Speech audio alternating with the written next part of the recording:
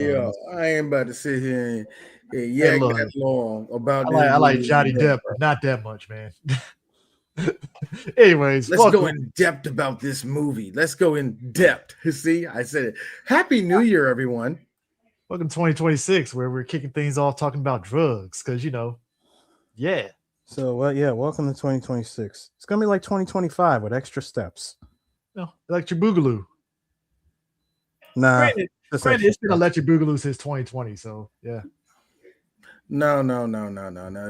We have been living in like a weird episode of Black Mirror for the last decade. Really, when you really think about it, this The is a most really retarded ass fucking Black Mirror this is a episode. fucked up episode of Black Mirror. You see America through the eyes of a reality star. That crap, That's what we've been living in. Watching people that have been trained for 40 days, shoot a white woman and hey, out of here. Wait. Did you say wait? They was trained? You really think these niggas is trained? Anyway, 40 days, it's nothing. Chris, stop Chris. You I know really, what I really happened? wish you would They stop. walked in I there wish- like, "How y'all doing?" No. See, I got to look. First No. off, how y'all No. doing? I should have said We this. glad- Training. No, We're glad no, y'all no. here. We need y'all to No. look at the pamphlets. And The- after you read the pamphlets, I need y'all to go ahead and sign that shit. Make sure you get a scarf that's going to cover all of your face. Because 4chan a motherfucker. They ain't falling with us yet, but they've been threatening. It's not even that at all. CJ, I just need you to stop giving these people Fight for New York stat building where you can move the bar slightly to the left. I didn't give them stats. I just said 40 days training. 40 days, that's giving the bars. That's adding bars. I didn't say that was good. That's reflective of what the fuck happened. Let's 45 days. 45 days from that generation of gaming, sir. That is bar building. Listen, if they were high on coke like Diego in this movie, I would totally understand this move, but they're not. So what makes you think they weren't? They're not high on coke. They're high on America. That's even worse. Which is pure, hold on. Which and is pure crushed ibuprofen powder. That's what they've been on. Which is pure caffeine. Which is pure 100% grade A American. Think about it, Chris. Think about it, guys. Think about it. Think about it. A whole bunch of guys in ICE come together. They're like, all right, we're gonna stop at the Wawa and get something to drink. You know for a fact, out of 6 of them niggas, 2 of them niggas going in the bathroom and beating off. While the third hurry up, I'm trying to do the same. While the third waits for one innocent patron to come out after getting a Reese, a bag of Reese's and a Wawa cafe latte. They are in fear for their life, and they shoot him in the kneecap twice. Well, Eris, she turned back to the woman that gave her the coffee and said gracias. As you know, that is a threat. That is an open threat. Hey, listen, I was kind of so. What America do you want to live in where they're just talking to each other? Hey guys, I like how Pam Bondi. I like how not Pam Bondi. Christy Nome showed up immediately, kicked the Rottweiler in the teeth and shot him twice, and then walked over there and act like we took care of the situation. We're safe. I know there's a God. I like how somebody NASCAR pit crew on standby. Imagine if you will, a nigga you don't like. Walks into your bedroom, takes a shit in your bed, then calls the cops to arrest you. Like, yeah, we caught the shitter.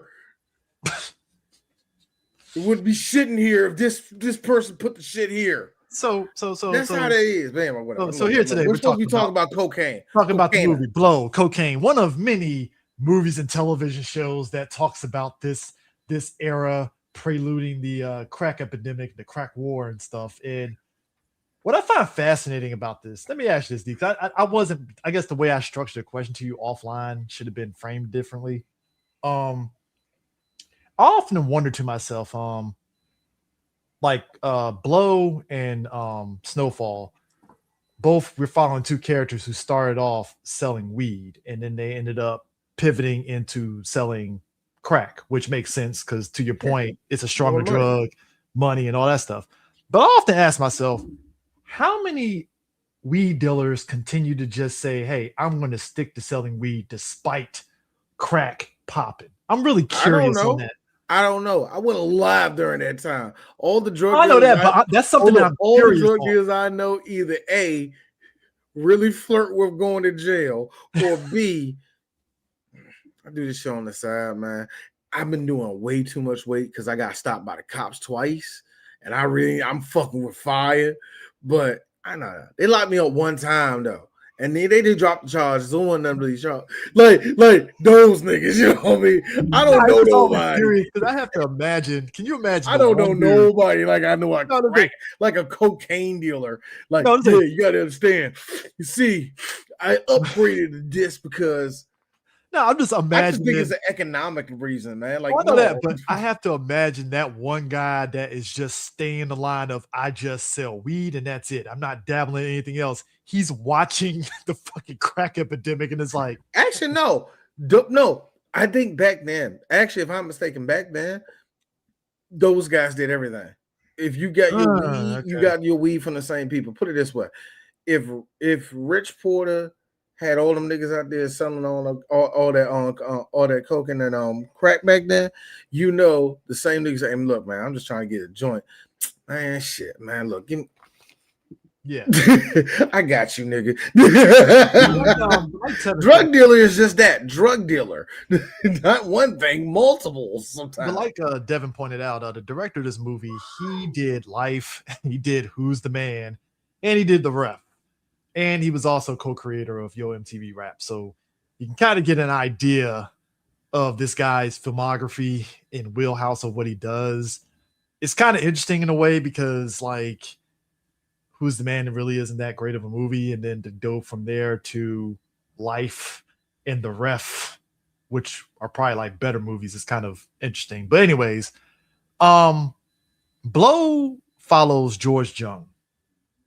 And George Jung. I don't know why I said Jung.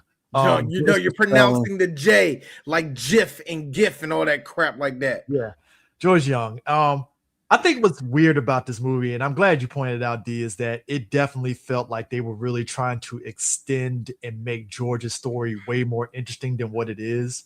Here's the thing, actually. I'm gonna keep it real. Yeah. It's 3 Black Geeks. I gotta keep it real with y'all. Yeah. This is white people's only one they really got. Yeah.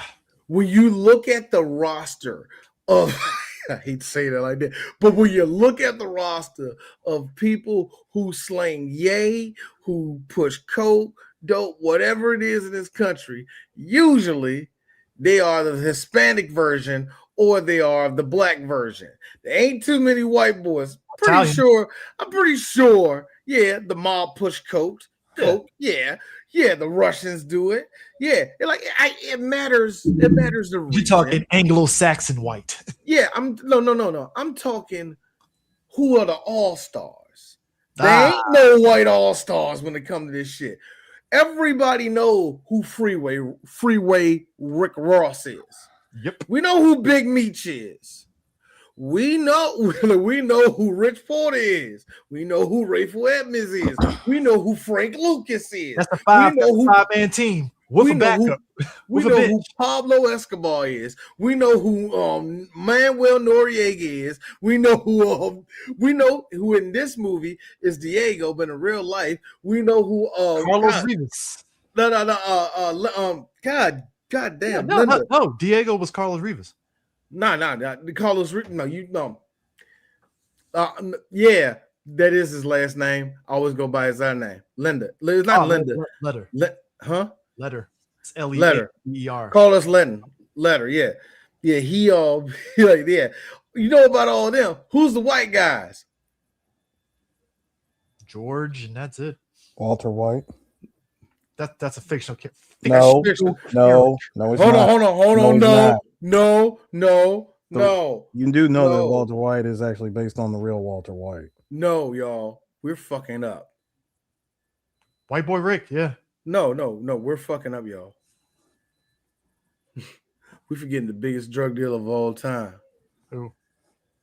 Ronald Reagan, nigga. Oh. Go.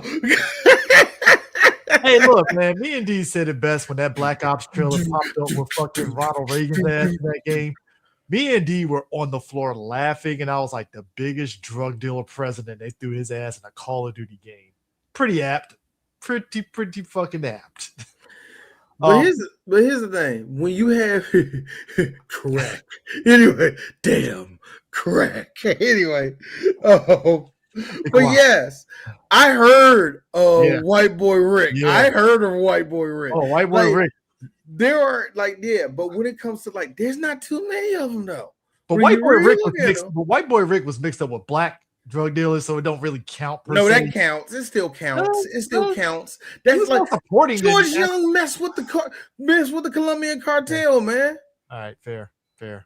He was the Medellin. He was with the Medellin. The Medellin didn't fuck It's no around. problem for me to kill you.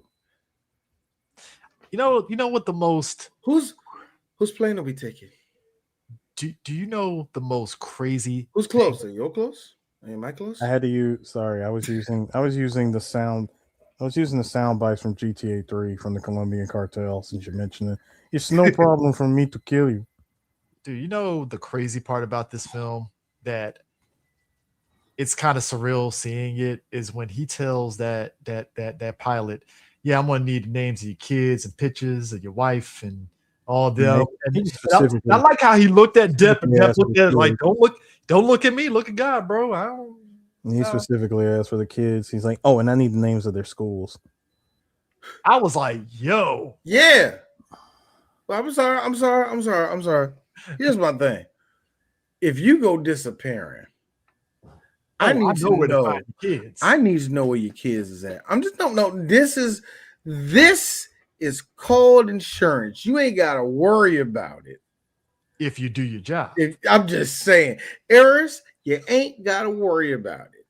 All I need you to do is just let me know where your mama stay at. That's all you need to do. You get that little creeping of an idea to go to the cops. I'm gonna pay your mom a visit. So I got a question. Where your dad like running at? Nigga.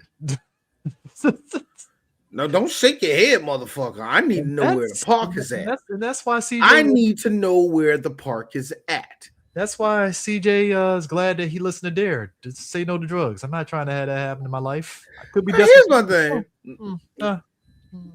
Now here's my thing. George Jung was, your average white boy from Boston. Well, not Boston, New England. No, he was from Massachusetts. He was outside of Boston. He lived outside of Boston. But anyway, he was called Boston George. His dad was a hard blue collar. Goddamn, blue collar of blue collar workers. It's blue collar. At his own plumbing and heating company. Mm-hmm. 10 employees. 10 employees by Ray Liotta. Like 10 employees, 3 trucks. You know what's amazing is how they had a lot of jobs. But you know what's crazy about the passage of time is how, like, having those sort of trade skills was the bread and butter of a livelihood, and then it just disappeared, and then now it's starting to make a comeback now as a thing. I don't know whether that's the market society in which the ebbs and flows of technology and all that stuff kind of not necessarily phase out those jobs, but it doesn't have the interest that it used to, compared to now. Well, no, but number one, when they jacked out, when they hammered education in the 90s, trade schools and Job Corps were the first ones to really start getting defunded like a motherfucker. Oh yeah, and they really left that to the blacks and the poor people. You know what I mean? Yeah. And they really let that fall apart left and right. That's why Job Corps pretty much don't exist now at this point. And why trade schools in certain counties in the country, if there are high schools out there, they got specialties. They go to it because that's going to still exist. Shockingly enough. Mm-hmm. So, but George. You know what? You kind of empathize with George, and it's kind of a running thing with this movie. like they make him out to be a very sympathetic person. You have to in this sense. No, but like you have like, to. Okay, not Jesus him. Not Jesus him. They didn't Jesus him. Okay, I'm gonna be real. Maybe to me, it felt like it was hitting on that line of Jesus, like especially when he gets with Penelope Cruz and her, and how We'll when they juxtapose those two. But like, actually, you know what? No, Okay. We'll talk about it now because you're right. Now, actually, I want to go to different topics of this and go around the whole movie. I didn't want to go spot for spot. I'm sorry about that, but I did want to set it up. That's where he's from and all the rest of that. But yes, that does focus into something. George has a problem with women, and it started with his mama. Yeah, it started with his mama. His mama, I would say today she will be diagnosed with bipolarism. And I might be a little bit wrong with that, but clearly her mom was one of those women where she liked to run away and then come back. And then run away for months. Even George come back in bed like, you still like her? What the fuck? Like, here's the thing. I get it. He loves her. What you want? I think he knows she was bipolar. But here's the thing. That whole thing, George been looking for love. They really want to set that up, that he's been looking for a woman in his life that's actually going to be there for him, all the rest of that, which is crazy when you look at that's what I'm saying, which is crazy because when you know what happened to George Jung in real life and what Myrta was in real life, it's like Myrta was a ride or die. What the hell, movie? The made her out to be like very like the movie made her out. She's ride or she was ride or die in real life, but the way they portrayed her in that movie with that part, that I swear. Are we going there? Yeah, we're going there. I'm just mentioning when that part happens in the movie, you pretty much are immediately like light switch. I hate Penelope Cruz's Oh yeah, immediately. You immediately hate Martha at this point. What point? Because after George came back from Colombia, discovering that everybody betrayed him, including Paul Rubin, including Diego, everybody betrayed him. I'm out the game. It's not even him out the game. He still needed money, and that was the other issue. But when they're in the car, my man, hold on, George, I'm sorry. Anyway, go ahead. I'm sorry I had to say that. Anyway, go ahead. I'm mad that he really did apologize, Pee Wee Herman style in a way. Anyway, we'll get to that. Paul Rubin's the goat. When they're in the car, I'm like, dude just got off the plane. I got your errors. No, hang on. Y'all two been yapping, so I'm just saying. No, I got the clip for you. Okay. But these my man just got he just got off the plane. He's in the car, still sore from the from the literal thrashing that he received several miles down in Colombia. And the last thing that you need right now is for the woman that is supposed to give you your piece, your other half, nigga, in your ear, berating you and humiliating you and embarrassing you. And then to make matters worse, the red and blue flashes. The cops show up, and what do? After all the humiliation ritual that George just sat through in the car, what do? He's got cocaine in his trunk. You know the sick part about all this? I just like to point out something here. I just remember vividly this, and this is the funniest shit ever. Yeah, go ahead, man. Sorry. No, I'm just saying he got cocaine in the car. It's that amount of mental anguish. I am driving. You do understand that it's situations like this that leads to somebody catching an elbow. I'm just saying. Look. I just want to point out something here. Many years ago. Thank you, D. Many years ago. No, I'm not going to provide context. Oh, I hurt my knee doing this shit. Minus the car keys being thrown out. No, I'm not going to put the context in which this was said, but us at 3BG, we have a very lively conversations offline, and we have jokes that it's definitely, personal for us just because we have those conversations. But I remember vividly, I was at work, so I wasn't on the chat like that. But these two, for a smooth hour, were talking about Blow, and I was like, "It's like a fun conversation." And then it evolved into what D always does, where he tried to piece that who would be in the movie, and almost immediately, both of these two were like, "Yeah, Depp is Chris, and another person that we will not name." And I was sitting back at work, like the Sam Wilson, they're out of line.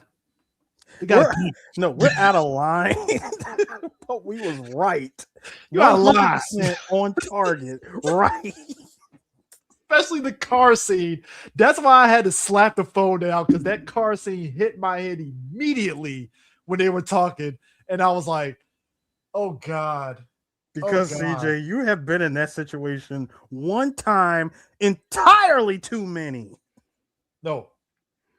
There you go. Thank you. I was going to say, Chris, stop lying. Stop going for two. Like I said, you've been in that situation entirely too All right, many to be times. fair, and it's so unfair to you. To be very fair, I think women, here's a secret. You get two of these. Yeah. You get two of them. You get two of them where it's like, so you just going to let Deontay come in there and just do that to you. No, I don't want to hear it, Eris. I don't want to hear it. Eris, I want to hear it. No, I want to hear it. No. And then you're going to be like, oh, I want some pussy tonight. You ain't getting shit. No, you ain't. Because you ain't a man, nigga. That's why. No, I said it. Everybody was thinking it. You feel better now? You say you get two. You say that you said that they get two of these. You say you don't want it. No. See, because you only get two, you need to think very, very That's what I'm saying. You need to burn these correctly. No, you need to think very. No, let me finish. You need to think very carefully about which two you are about to burn, because this is a monkey's paw that once you use these two, there is no coming back. I don't care how long y'all stay together, you can never revive those two again. So it really depends on the situation that calls for you to do this in a moving car, by the way. Exactly. Now, Eris, check this out.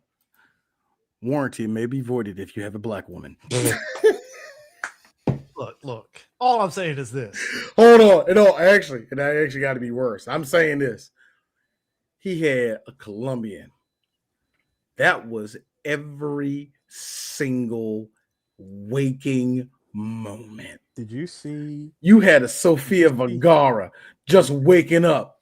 I'm broke, nigga. Did you see the bump that she took before she got started? I got to tell you this. I have to tell you this, Joe. I didn't know. Look, the best cokeheads are the skinny ones. And yeah, Dave Chappelle has made a good point. I have seen some sexy girls who smoke weed. They ain't coke bitches, nigga. Look. Girls on coke are different. I was with Paul Rubens when he was like, "Dear God, how small? How much does she weigh?" And I was like, "What's wrong with Murta?" People forget that the coke body was real back then. That was Aaron Chris. The coke body has never went away. Well. Technology and time has came to where, like Dick to Jay Chappelle's point, hey, the fine women that's on coke, you ain't gonna tell because they still got weight on them. Yeah, I know. But it was so funny. Depends on where that weight is. And this is another thing. It depends on how much you're doing. Yeah, that is part true. too. Yeah, because I was telling myself, you know what, D? Maybe you and the wife need to do that one time. Y'all do coke once or twice. Hold on. This is what I said. Me and Angie, your whole everything changed. Everybody, you know what? They have been the models. They have been a model marriage. Their life is getting better. D has been running. Look how healthy D is. Angie has lost so much weight. D and Sue. Hold on. No. Let that down. Y'all be like, Eris, shit, maybe I need to get on coke. Everything's going great. Everything is going great, Chris. Everything is going great, You right? see this? You see this? Wait. 2 full calendar months later. So D,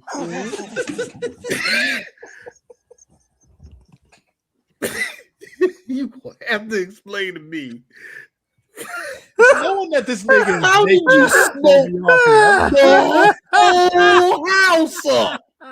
knowing that this Why nigga is no electronics in the house? see, I hate you only because I know that nigga was butt ass naked with that picture, so it's already fucking my head up.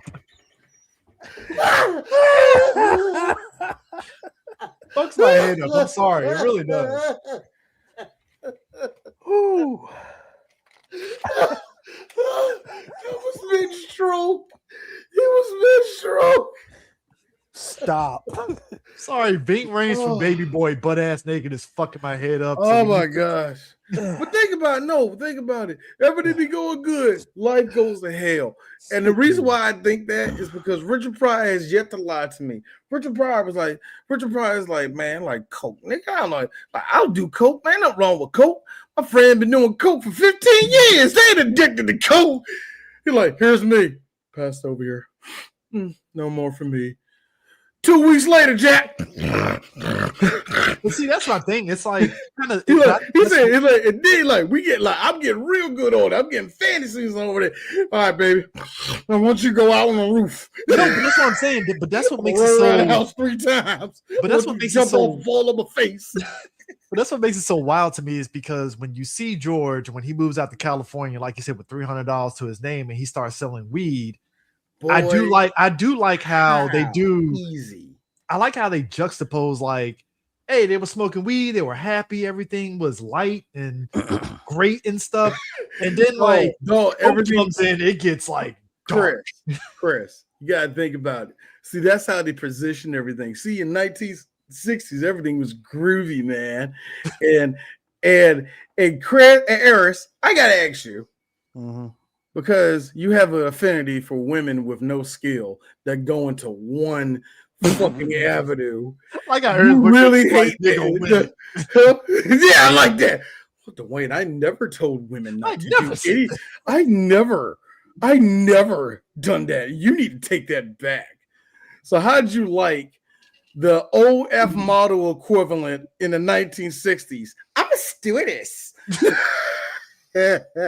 I'm like, everyone's a stewardess. That's hilarious. Everyone was a stewardess. Eris right now, like, see what I'm telling you? See what they do. They're just gonna go in the air. What you gonna do? Try to find somebody? What skill? You can't even open up the peanuts. Hang on. Let me just say my piece, please. See, those are actual occupations. Stop! Don't you do that? Don't you stop that, Eris? No, dirty whores. Stop that! No. I'm gonna say it again. Stop it! Stop it right now! You stop it! I am going to say it again, gentlemen. Those are actual occupations. They're not as Sue would say whores.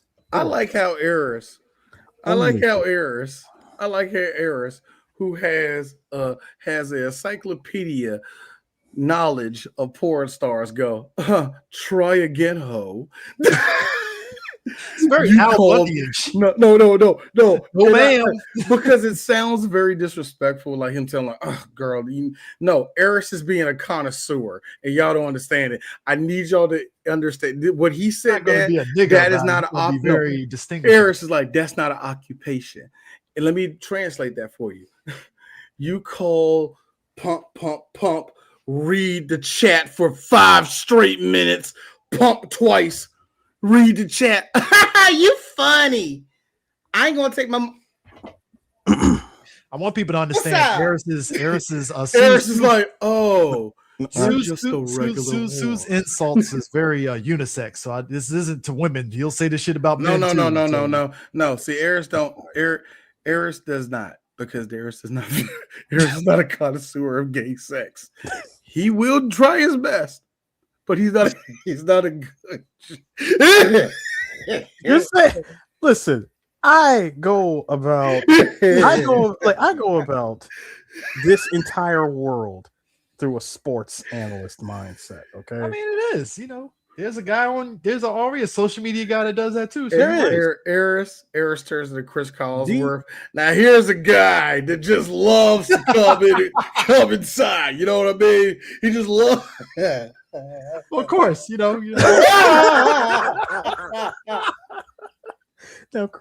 Now, see, D, as your wife would simply put it, that guy is obviously my evil doppelganger. No, of course. We all have evil doppelgangers. No. You're right. The Tyler Perry-esque evil. No, Eris is evil doppelganger. I'm not. Anyway. No, go ahead. I'm not. Say what your chest, D. I really want to talk about cocaine right now. This can go into it. That industry, cocaine. The industry has dabbled with it. So no, go ahead and say it with your chest, sir. That's Eris right now. Go ahead, say it with your chest. Say it with your chest. Say it with your chest, George. Please. Hey, George, not George. George. Say I like how we got the early goings of Tapio from Bad Boys 2 in this shit. Tapia, not Tapio. You think of tapioca. The early goings of Johnny Tapia. Man, his father. Yordi Maletta. Not Maletta. There's no D in his name. But he killed in this movie, bro. Can I be real? He killed in this movie. He was so good in this movie. You know what's interesting though? I think Eris's doppelganger is Shawn Michaels, but it's a lore. It's a lore, and I'm not doing this. Okay, there's a lore to that, so we're not doing this. Much like action figures, is it Shawn Michaels, corporate Shawn Michaels with the glasses, or Shawn Michaels without the glasses with the kung fu grip?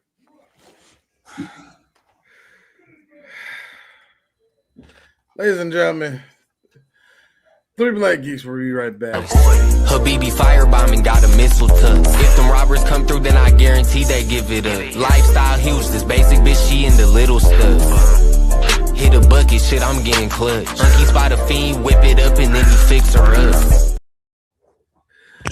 So anyways, I like how I just like now, as you can see, Chris. All right, nobody can hear this on the podcast, but Eris just turned his camera off, turned it back on, and put on glasses. So if y'all hear me rumbling and throwing fist at air, it's because Eris trying to be funny. No, as you can see, Chris, Shawn Michaels. As you can see, notice his hand on the back of the head. Notice as you can see, it is the latter. Okay. It's the latter, okay? It's the latter. And again, y'all don't know the full story. Y'all do not have the full context. Is lore involved? And just to be honest, it's between best friends. Ain't none of y'all damn business. But anyways, no. Like how no. Send some ducats to our PayPal. Yeah, please do that. But I have this point out here. That's the part I was saying, because I just noticed the grip. I get it. I saw that one scene with Sarah J too. It was his whole hand. It was literally Shawn Michaels versus Triple H. It was crazy. I was going to say Gangrel, but cool. I was going to say Gangrel. No, Gangrel. Shawn Michaels versus Sarah J. Oh, shit.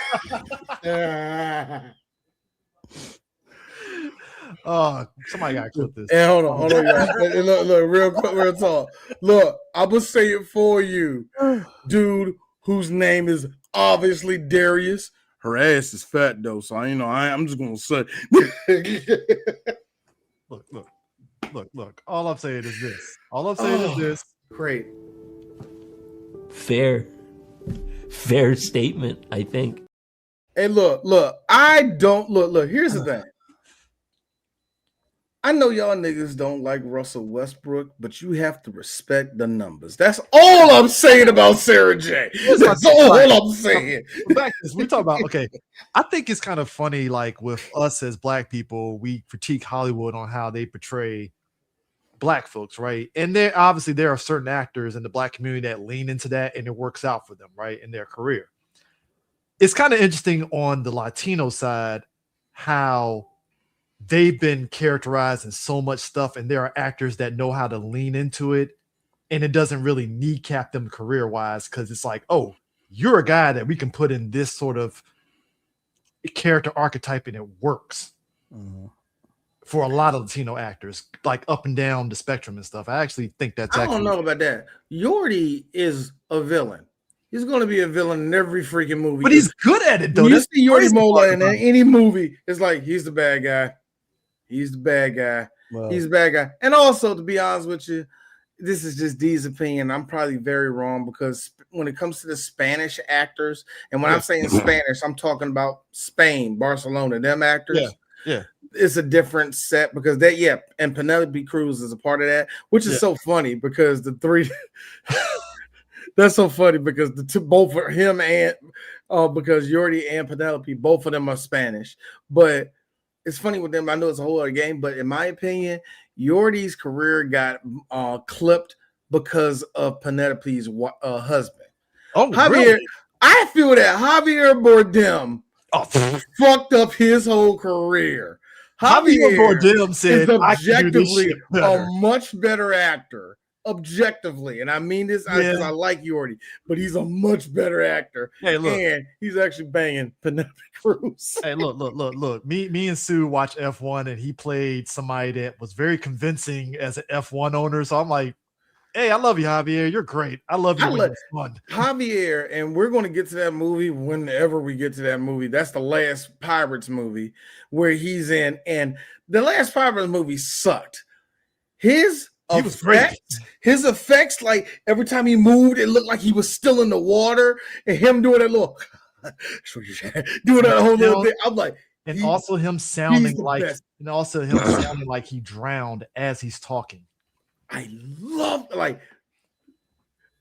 hate how, in D's opinion, 3, 4, and 5 put effort into it. It's like these movies ain't that great. These movies are at the same time. I like 3, but come on, let's be real. Ain't that great? It's like they went for it, but it ain't good. It ain't good. The 4th one is the one where it's like, wow. Well, Penelope Cruz is in that one as Blackbeard's daughter. Yeah, she was Blackbeard's daughter. Anyway, I do like how, for me, when this movie came out, right? Actually, not for me, but when this movie came out, one of the big things out of it was Paul Rubens, because that's when Hollywood was like, and it felt, I guess, as a kid, it felt weird a little bit because as a kid, him as Pee Wee Herman, but like to see him in something outside of Pee Wee Herman, it threw me off a little bit. Because I never knew what he talked like in real life like that at that point. When I saw him, not just me, but the greater Hollywood were really like, oh my God, Paul Rubens is such a great actor. And I'm like, all right, cool. This was an interesting time for Paul because remember, when he got caught jerking off, that really fucked up his shit. And what I didn't know as a kid, well, he got caught beating off. I didn't know it was a gay movie. That's the part I didn't know. That's the part I never knew. The way that Paul got caught, son, the reaction. The kick is up. Run, wastebasket, run. I do think it's amazing that now we look at it as that was a big deal, really? Like now, but back then, and even if it got, even to an extent today, if a celebrity got caught doing something like that, we'll probably have the same reaction. But what made it so big was that what was Paul Rubens known for? Pee Wee Herman.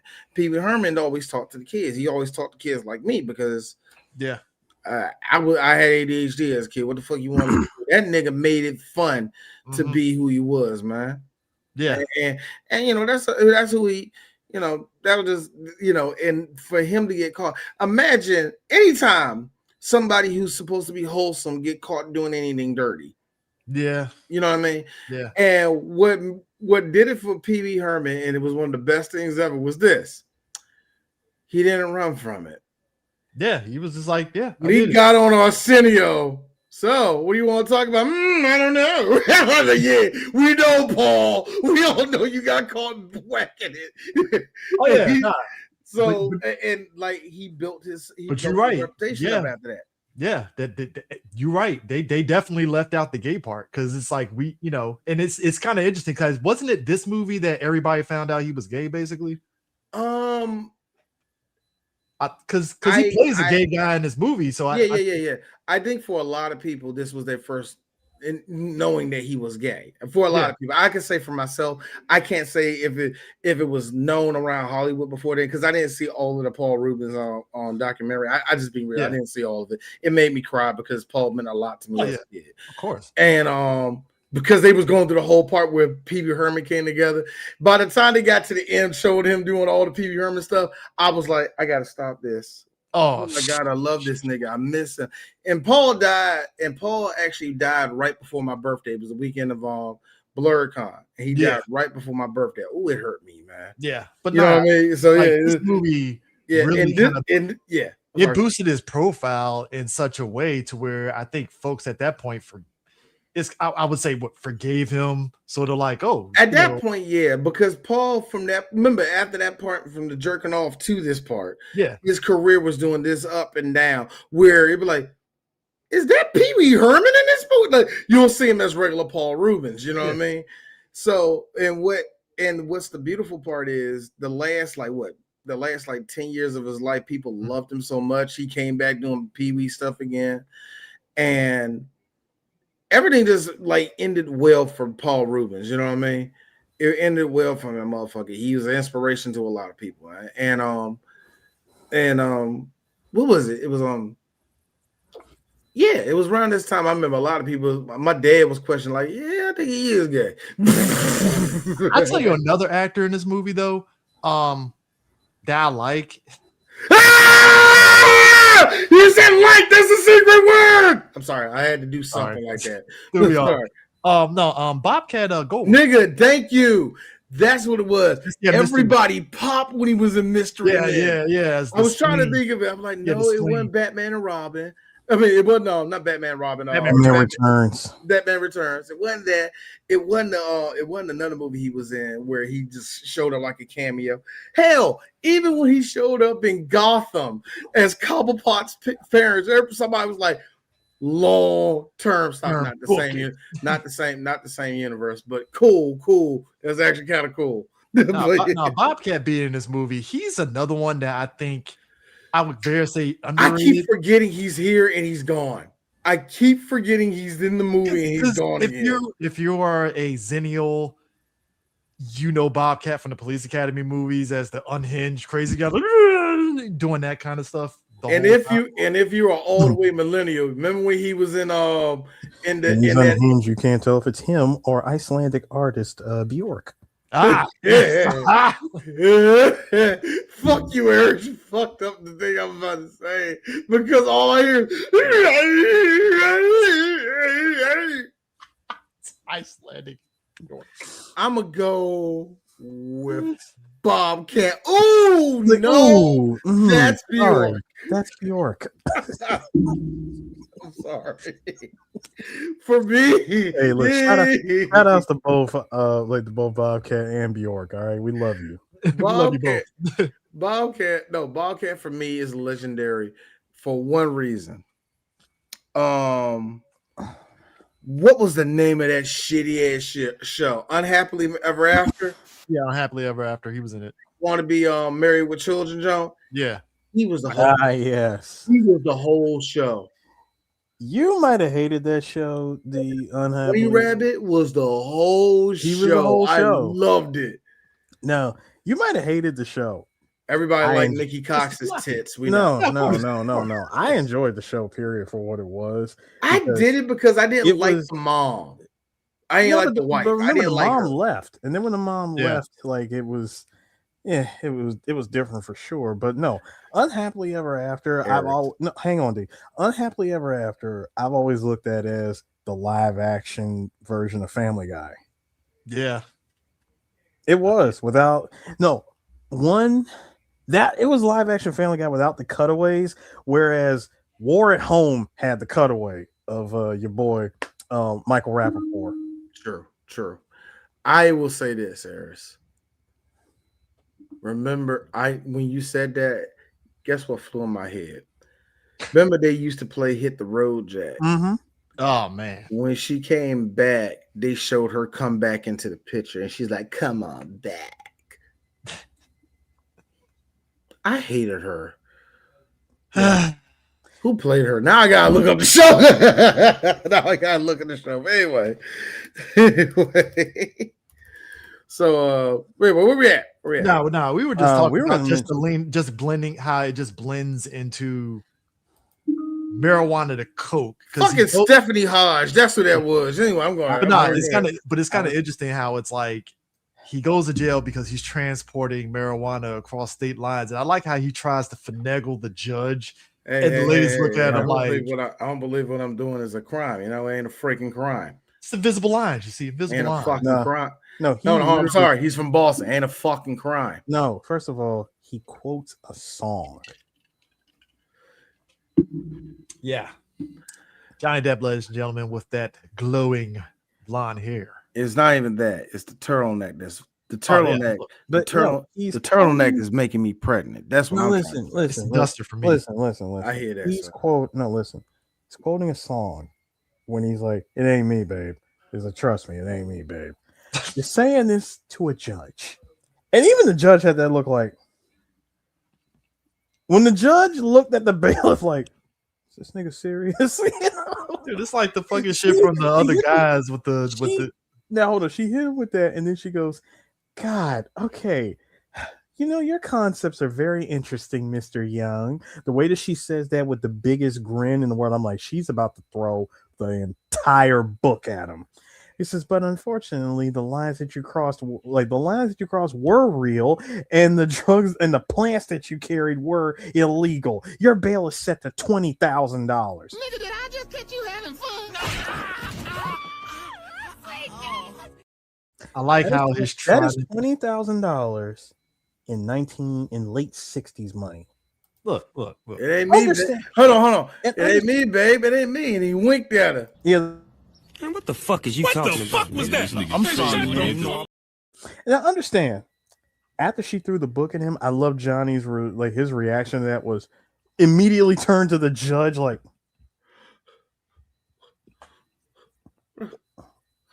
I'm white. No, it was That's more. what that looked like. He really had that look like, wait, what just happened? I did everything you told me to say. Dialogue, Joker. I like how his first go-to is I'm gonna run away, and his dickhead of a fucking mom snitches on him. You skip bail to go visit your parents. Dad, Stone Cold, love him. Ray Liotta, God bless him. But you know, he ain't got the money no more because he was taking care of wifey, because his first love had cancer. Yeah. I mean, first of all, she came out to surprise him and asked, so what's the deal? And he's like, judge can probably get it plead down to about 5 years. I'll only serve 2. That should be all right. That's unfortunate.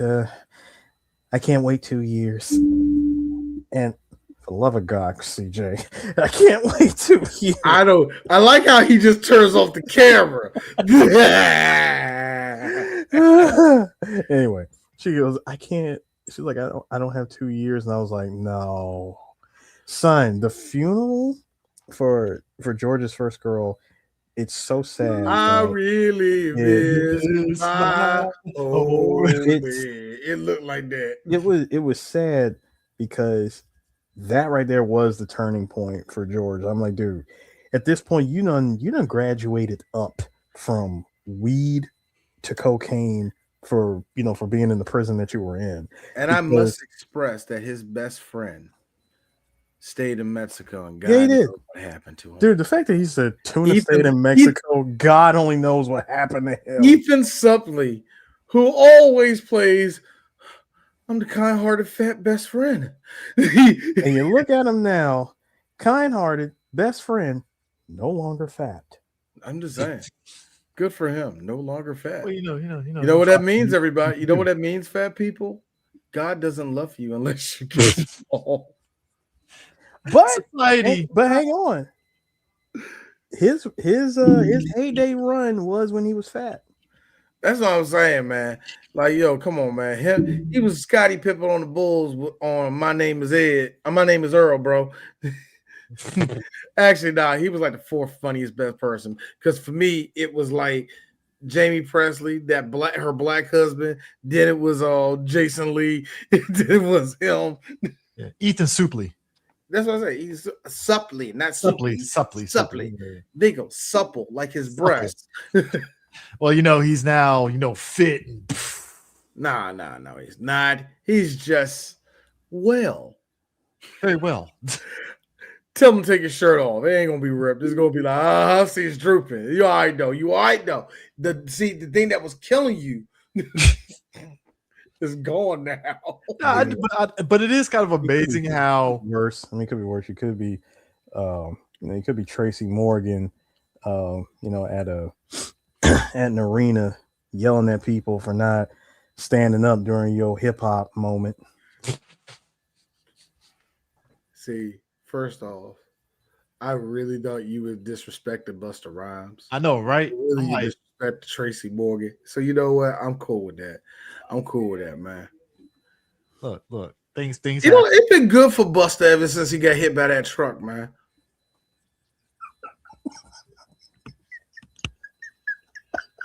He made the joke. Remember when he was standing on Saturday Night Live, him Dave Chappelle and all, and he said that. He did. No, he's like, no. What he say? He said, yeah, I got over two.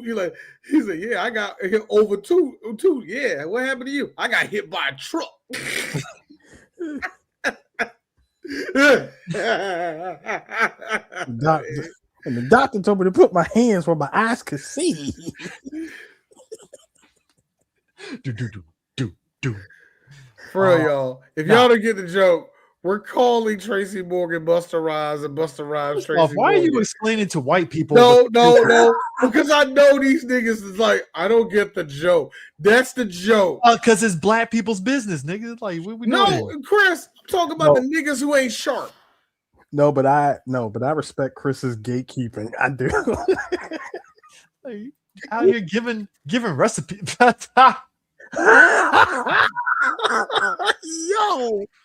I wasn't ready for that. They caught me on guard. That's a good one. I like that. Hey, look, I like how George's feet get held to the fire because this boy was like, "Yeah, I'm in Mexican jail. You're on your own, buddy." I was like, "God damn, bro." And you know for a fact that George at this point, he was standing 10 toes on just money because apparently when you're like 11, I would say like 10, 11 years old, and you watch your dad's business just crumble, declare bankruptcy and everything, and the fact that you also witnessed your mom, who obviously did not love you enough, just like come and go, run out on the family just to come back, and your dad being the stoic one to just take her back every single time. It definitely does something because he when he tells his dad as they're leaving the bank, and he's like, "Dad, are we going to be poor?" And of course, the dad trying to be glass half full, glass half empty kind of guy and all that junk. He says, "Look, I don't ever want us to be poor. So are we going to be poor?" I mean, economic anxiety is a motherfucker. Dude, this is a child that has dealt with a series of neglect from his mother. Okay. So it's safe to say the man needs therapy. Nigger Freud over here. So it's safe to say. So it's safe to say.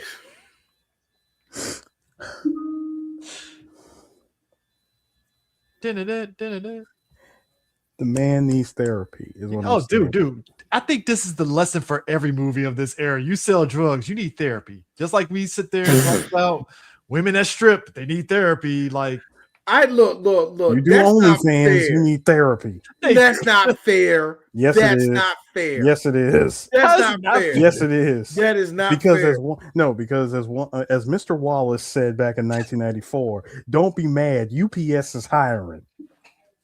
Let me tell you something. You know, back when UPS used to pay, you can actually own a house if you should want. I was about to say. You should have been a No, cop. Eris, no, when you said that, no, I'm like, Eris, you would not stop these girls from achieving their dream of being baddies. Okay. No, of achieving their dream of being wannabe mattress actresses that will later turn around and regret it and think that, oh, let me just delete my OF page and that will scrub all of my footage. you, my friend, you do not know the powers of Reddit.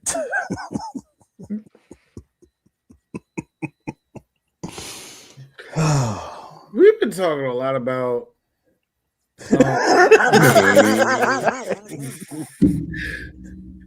we've been talking a lot about I Just like need how- I need the Sideshow Bob laugh. I really need that clip.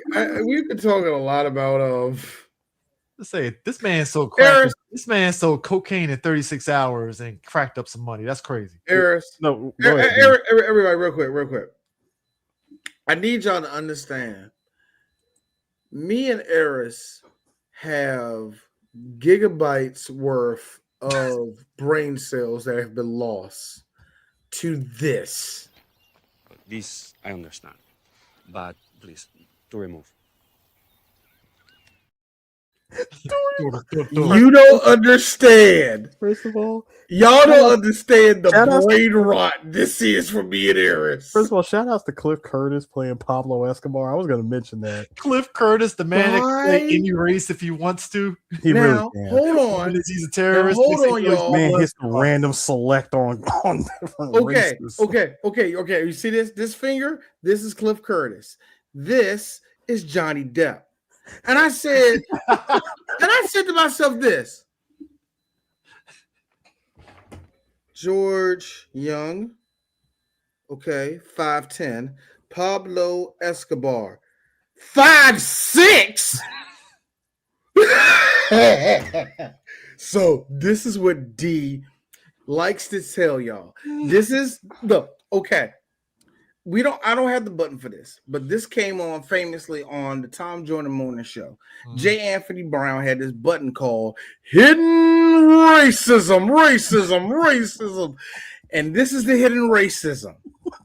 The hidden racism to this is this. Remember when Trump said they got some bad hombres out there? Yeah. When yeah. people think of drug dealers who are Latino, who are any Latino, everybody has the image of who they are. And when you just say the name Pablo Escobar, that sounds like a nigga that is 6 feet tall, doesn't it?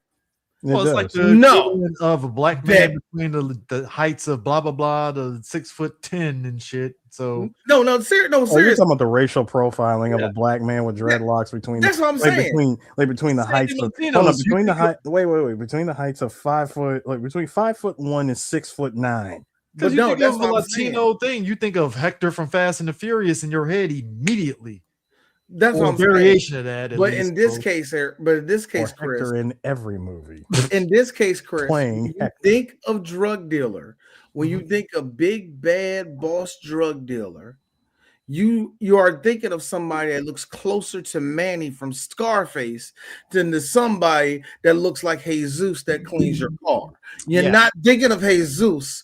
You're thinking of somebody like Manny, somebody Imposing. big, posing, good looking in the face. The dude who played Pablo on Narco is pretty good, even though he's kind of fucking tall. But still. Who But would when have I thought? looked that up, I had to look that up. Like, this don't make no sense. Who would have thought though? But who would have thought that Rey Mysterio would be the one that's like the boss of all bosses? Yeah. Hey, for that, I say this: Short Kings, we up. You know what, Eris? I don't think you should. Look, I mean, if you find a talent that you're Eris, confident, why not? Eris, look. Spud Webb Shore. This you have to. Hey, look. Listen, Nate Robinson, Earl Boykins, Muggsy Bogues, Muggsy Bogues. Rey Mysterio, Simone Biles. There's only a few of us, D. There ain't a lot of us. I'm just saying. First off, Simone Biles is Nightwing. Hold on. Look, Simone Biles, Bridget the Midget. D, there ain't a lot of us. There ain't a lot of us out here. An honorary black Al Pacino.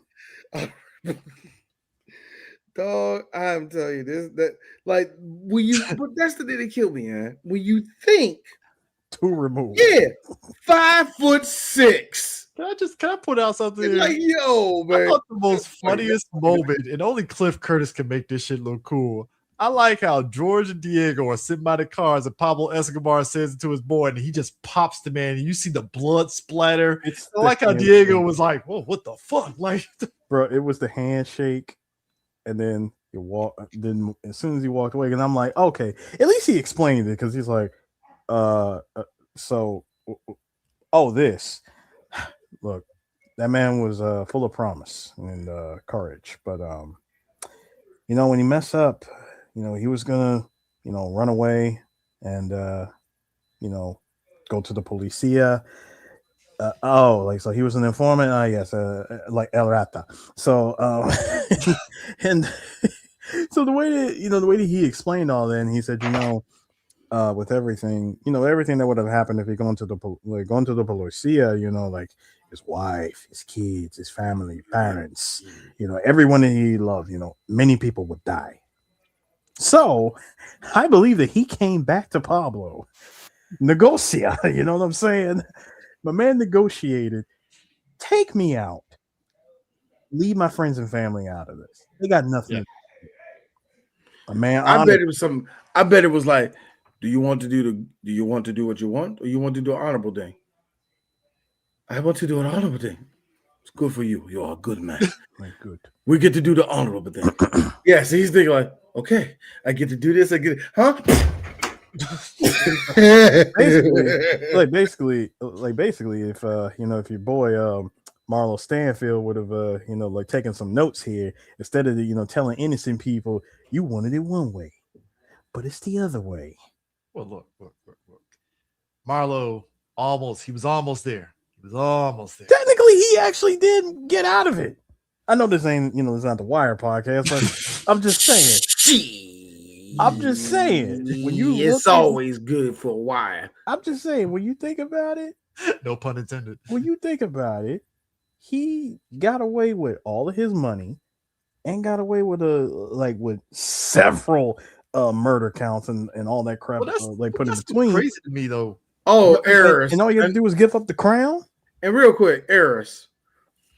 I looked at Manuel Noriega. 5'7". Well, let's be real. These are hard 5'7" short kings. No. It don't matter. No. It don't matter. Real talk. Chris, I got you. When I said that, you doing all this, you know what Chris was thinking in his mind?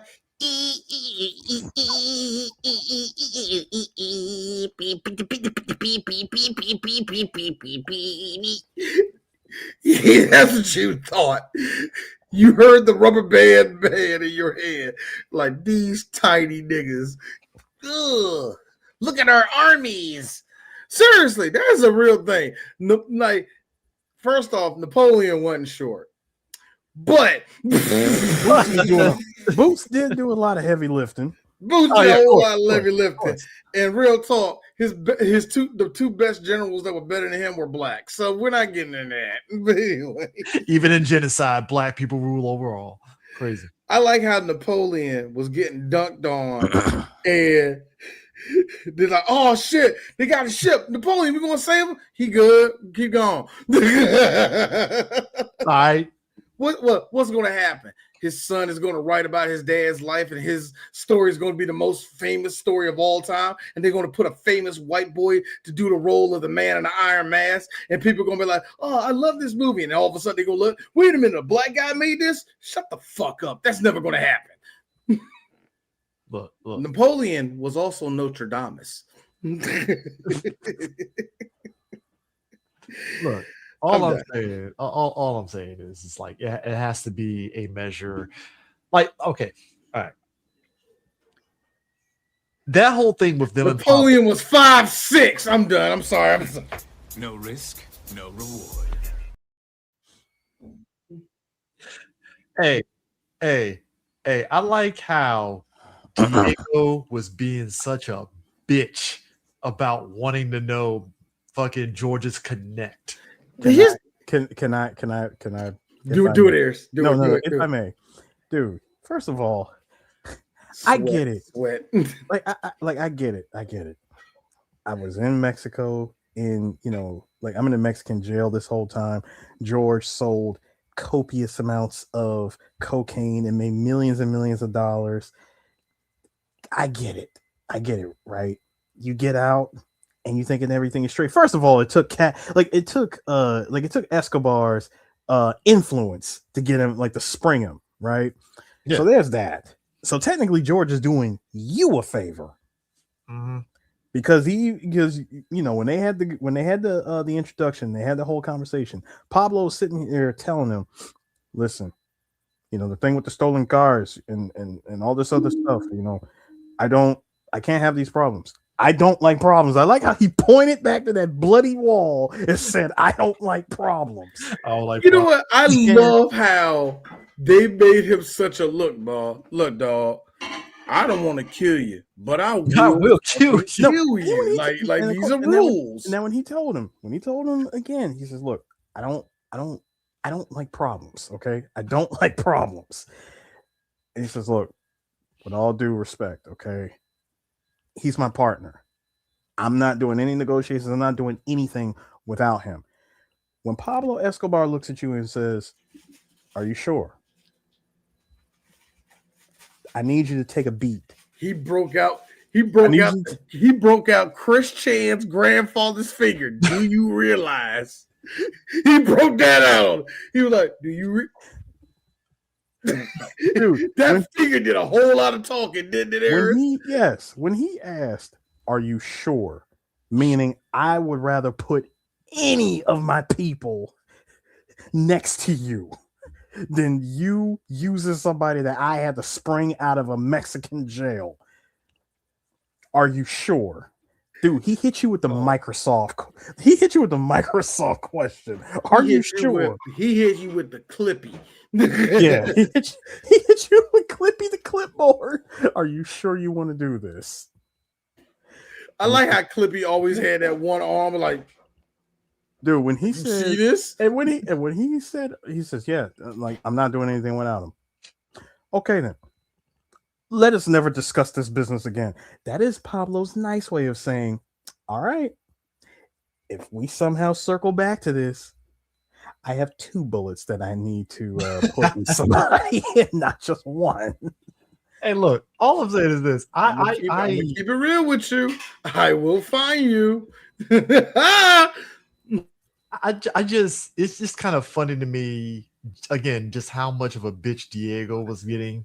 I mean, in ways that's like I'm sorry, and Chris, and you're right, because he was, like I said, first of all, he gets sprung from prison, and the whole time that he is with George. First of all, you thinking, "Oh, I'm just gonna show up down here, pass off the $1.2 million that I'm supposed to give to these guys that I did that small favor for, by the way." How are you, Diego, going to tell me that you need a small favor from me to move 50 kilos? That's 110 pounds of pure Colombian heaven. All right. And yeah, I got it moved. But dude, you expect me to move this much weight as a favor for you? Nah, I'm going to need you to sit in that Mexican jail for a minute, because you almost got me caught up. I literally just got sprung out of jail for 2 years. no, I'm not doing this. I'm not springing you out because if anything, that should have been George's first warning about Diego. I feel that that's the thing. Like, it wasn't just what he saw from Diego, it was what other people were saying about Diego around him too. That too. And you know when my meter went off in another game. This is another bit of hidden racism too. When my red flag also went off. Remember when he went over that house and Diego was fighting with his girl? Mm-hmm. Yeah, that whole scene was The like slap. I like how she said pop, and my man that laugh. I'm like, he about to kill her. He's about to kill. They're getting married. Dude, it was the look of shock. It was the shock and awe, right? Of, oh, I really just got slapped in front of my business partner and Mr. Super Thorough over here that's making this situation very uncomfortable for George. Okay, cool. Like, hey, hey, Mamacita, check this out. What the hell? The slap. Boy, the return fire. Boy, that coil on that thing, that rip cord on that one, bro. And here's the thing. Are we promoting women getting slapped upside the head? No. But the shit can be funny sometimes. Anyway, when you look at it, I mean, hold on. And see, when you put yourself in that mind frame of 1970s, oh, this is hilarious. Oh, yeah. This level of domestic violence. Now, here's the funny thing. Domestic violence. Because hold on, you're looking at this level of domestic violence from the 1970s. We live in a world now where it's all about equality. So as you can see, she struck first blood first. You know what I'm saying? She drew first blood. He had to return fire. Hands E for everyone. That's why he that's why he dragged her ass all the way to the room, slapped her a couple times, and locked the door behind her. Now, it was equal. It was equal. Shut up. No, it was equal. Technically, it wasn't just, dude, it was more than equal. Because think about it. I don't even think he locked the door. He held the door because he could not get away. I don't know, man. That was a Colombian woman going. No, I don't know. That door had to be locked. Sure about that door was locked. If you can't lock a door, look, you gotta do that to a black woman. You gonna tell me a Colombian with cocaine in her? You lock the door. First off, if you try to do that to a black woman, you're getting a fist through the door.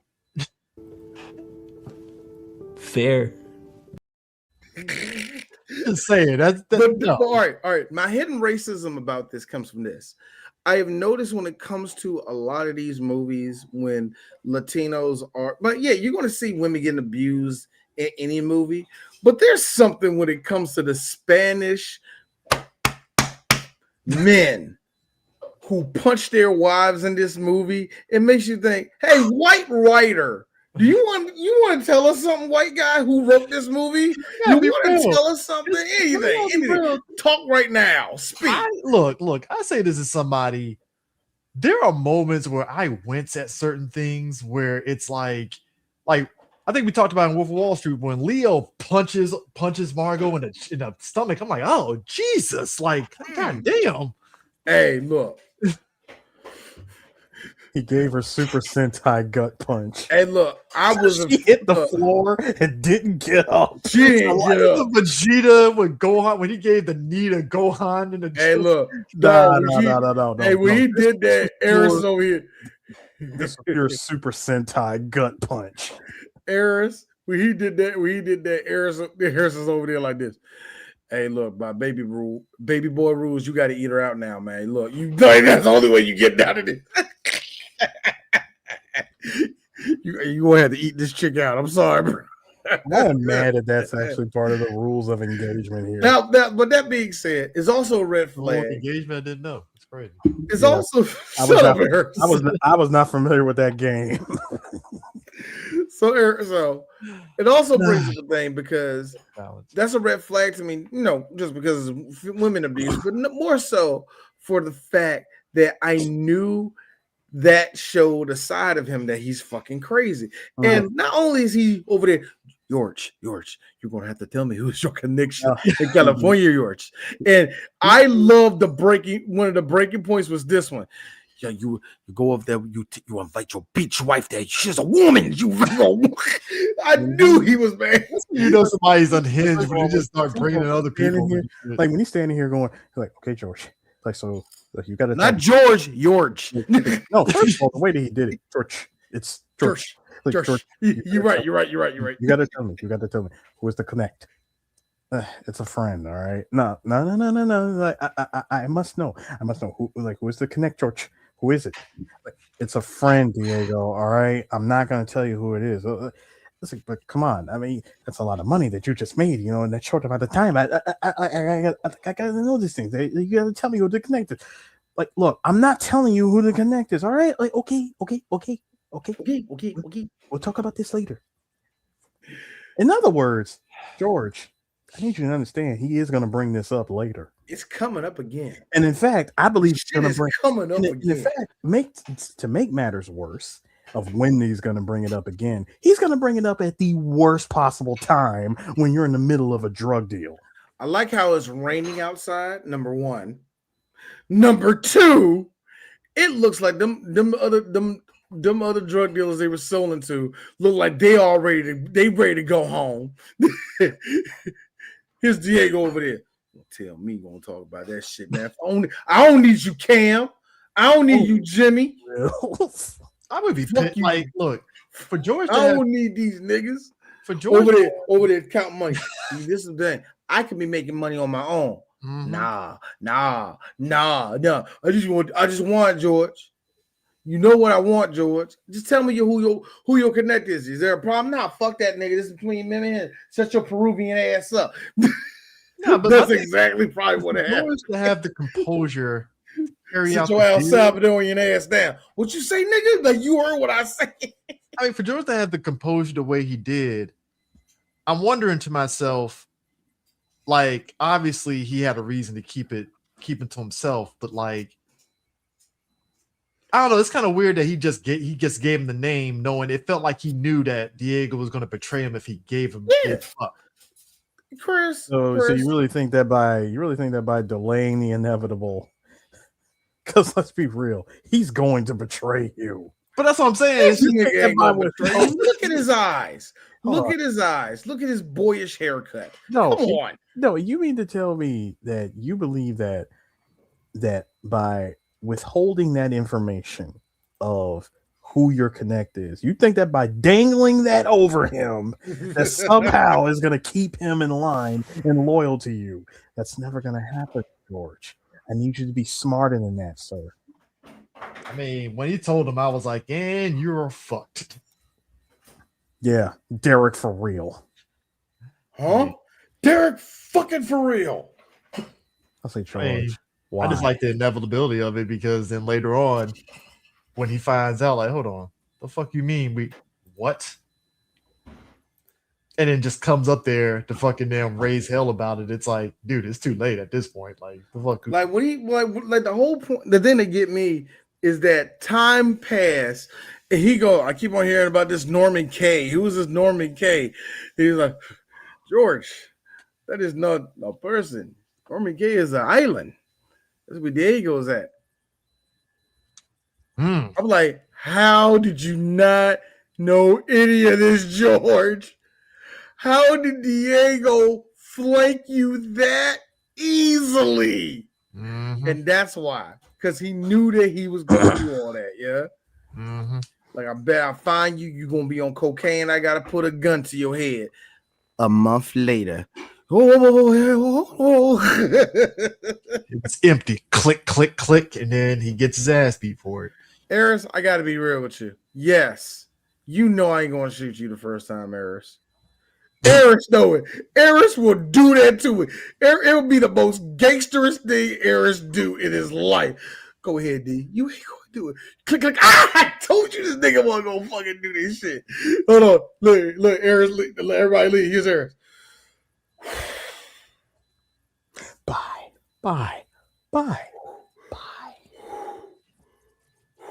What's like? Here's the like. What's on, Eris? I actually did shit myself when that thing would click. Whoa, I thought he had me. He had me. The fact that Johnny said next time is going to be loaded, I'm like, sir, you're never going to see Diego again. That's what I'm like. You never gonna see. I would have just said, "Fuck, hey, look, that would have been in my movie right there." I'd be like, "Bam!" But much like,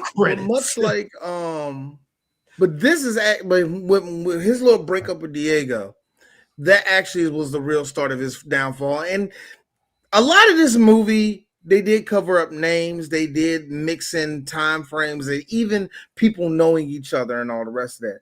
But like I said, I say about a good 35, maybe got a good 35%, maybe to 40 if I'm being generous, is kind of what the true story is. Mhm. But anyway, But one thing was true. Mhm. When him and Diego broke up, when him and Carlos broke apart, the Medellin stopped fucking with George. His only connect at that point was Escobar at that point. Here's the fun part. This was during the time where everybody started snitching on each other. Mm-hmm. This is when everybody started snitching on each other. And it's not in this movie, but George getting locked up at the end of this movie is actually him agreeing to testify against Noriega and also testify against Carlos Linden. So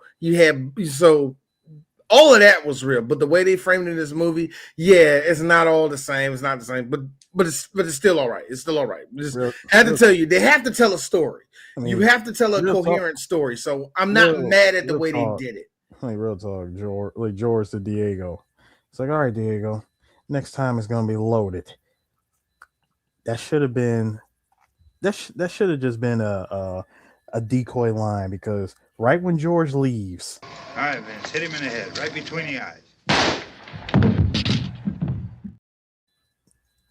Yep. Get rid of Diego. Problem solved. Movie over. We ain't gotta deal with this shit no more. In fact, I mean, let's think about it. You know that scene, because you mentioned earlier, when Diego got married to the girl that he just slapped the bejesus out of. Mm-hmm. This is when he meets Marta, right? Yep. And you come to find out that, who is she? So who she's hooked up with? Whose plane are we flying? Whose clothes are we using? Your clothes? My clothes? Yeah, I'm fucking your wife, bro. That's I'm gonna fuck your wife. I'm fucking your wife now. So when he, of course, you know, you just sped the timeline up. When everybody found out you were Escobar's man, because not only did you make all this money for him, you're pretty much untouchable. Because anybody knows, you mess with George, you're pretty much messing with Escobar, and we all know you don't get away easy with that. No, you don't. Yeah.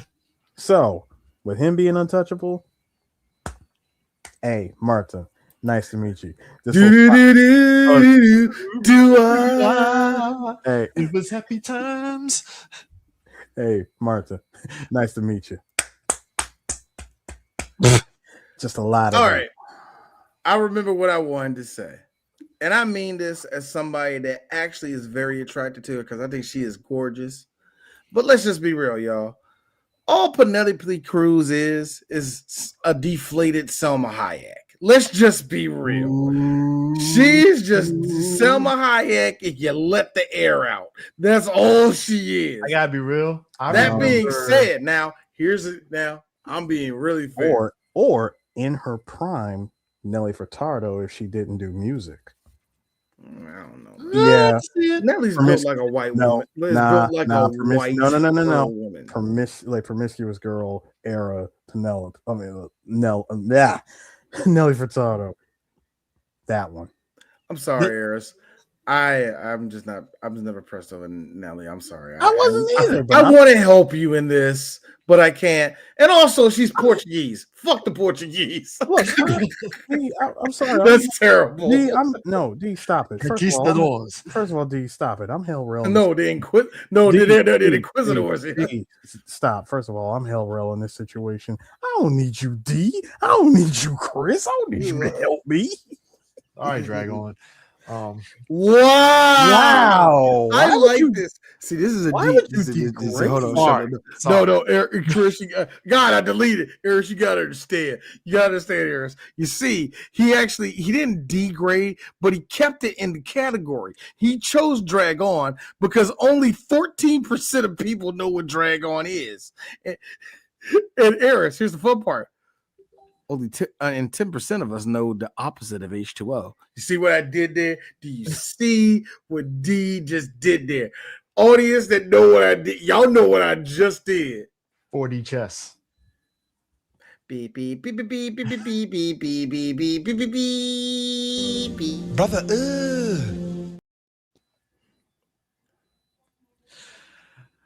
Y'all my niggas, y'all gonna die for me.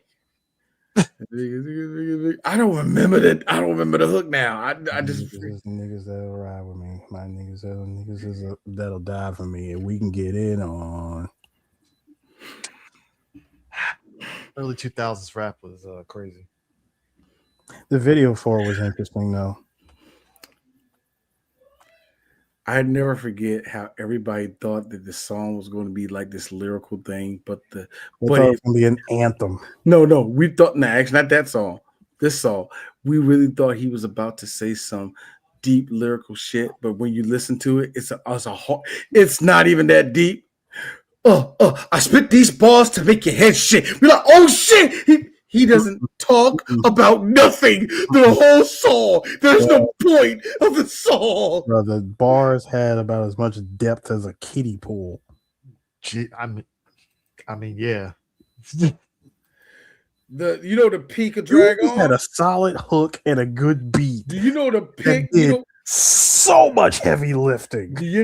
Swiss Beats did all the work for you. What, down bottom? I'm talking about for Die For Me. Oh, okay. DMX did most of the work for you. Just singing the hook. Yep, just doing the hook. Let's be real. DMX puts the team on his back on a lot of shit for mediocre rappers. To be fair, the peak of his career. Swiss Beats. Make my niggas always headshot. Even though Juvenile bodied him. I know. See, it's the same, yeah. That's the best part of the song because the beat changes up. That don't go harder. Hey, HBCUs was eating off that fucking song. Man, I saw Howard University eat. Who did they eat up on that song? I forgot what. No, it was actually Howard University, and I forgot who the other band was. But no, it was Morehouse. Morehouse did come out playing the Trick Daddy Junk. Shut up. It was actually all right, but Howard did it way better. But anyway, whatever. But anyways, But like, okay, here's the thing. This man left the game with $60 million. Wouldn't you be like chill on that? I have to imagine. Like, and I know he left the game with how much? I think he said he told her in the bid that like, hey, I step out the game, $60 million. Hey, Eric. Hey, Chris, I got a question. Now you see right there, you see that smile right there, right? Yeah, that is a beautiful smile of Penelope Cruz, isn't it? Right? Very happy, very happy. What's above the mouth? What's above her mouth? Cigarettes and alcohol.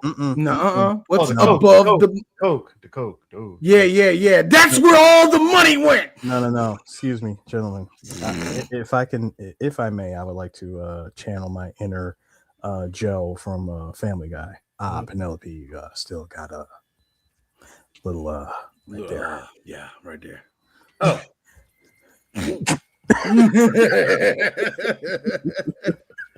Got milk. Hey, yeah, this is Tina. So is she like your mom or something? The cokehead laugh of Brian Griffin. Brian Griffin on coke. We don't get enough of that. We did Nah. not get enough of that. Because you know why? We were raised with this one. I don't know. 12 something. Come on downstairs.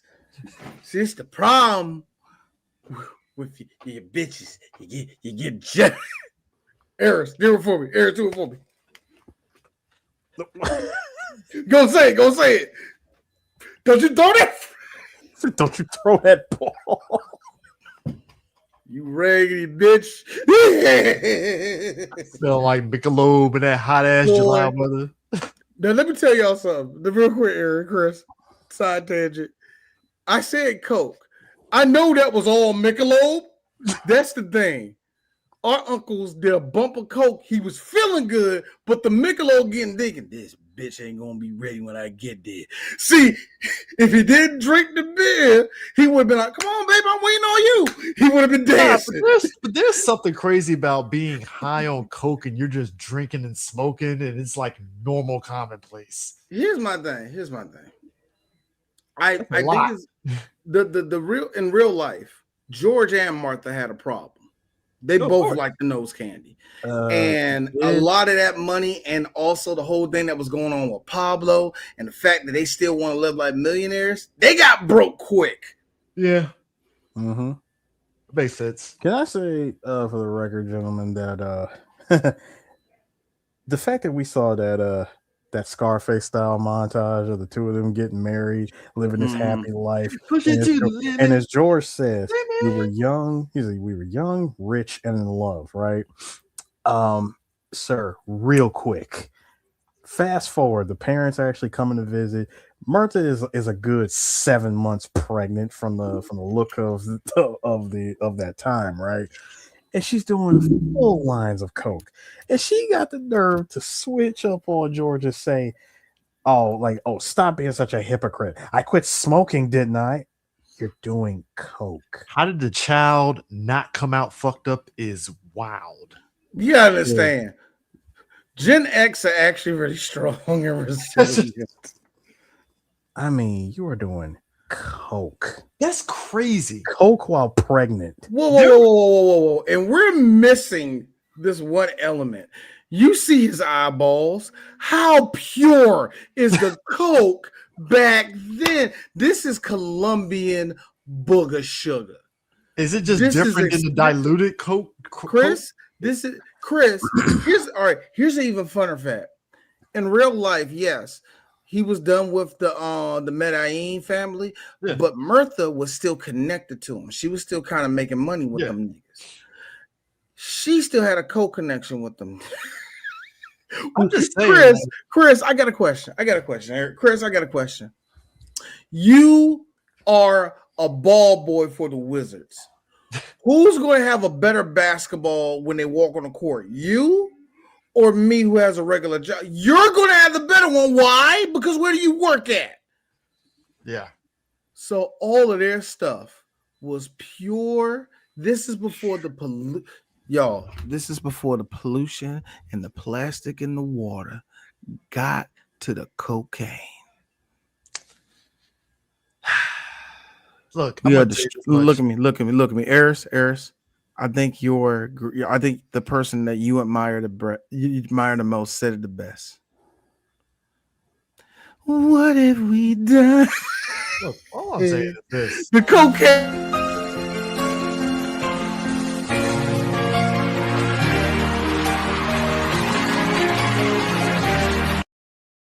I just want the people to understand. Used to be pure. That's all I'm trying to tell you. To understand, if we're going to take it in non-drug terminology, Frosted Flakes used to be the shit, and I don't know what is in the Frosted Flakes now. That's all I'm saying. It's still a science experiment. It's a remnant.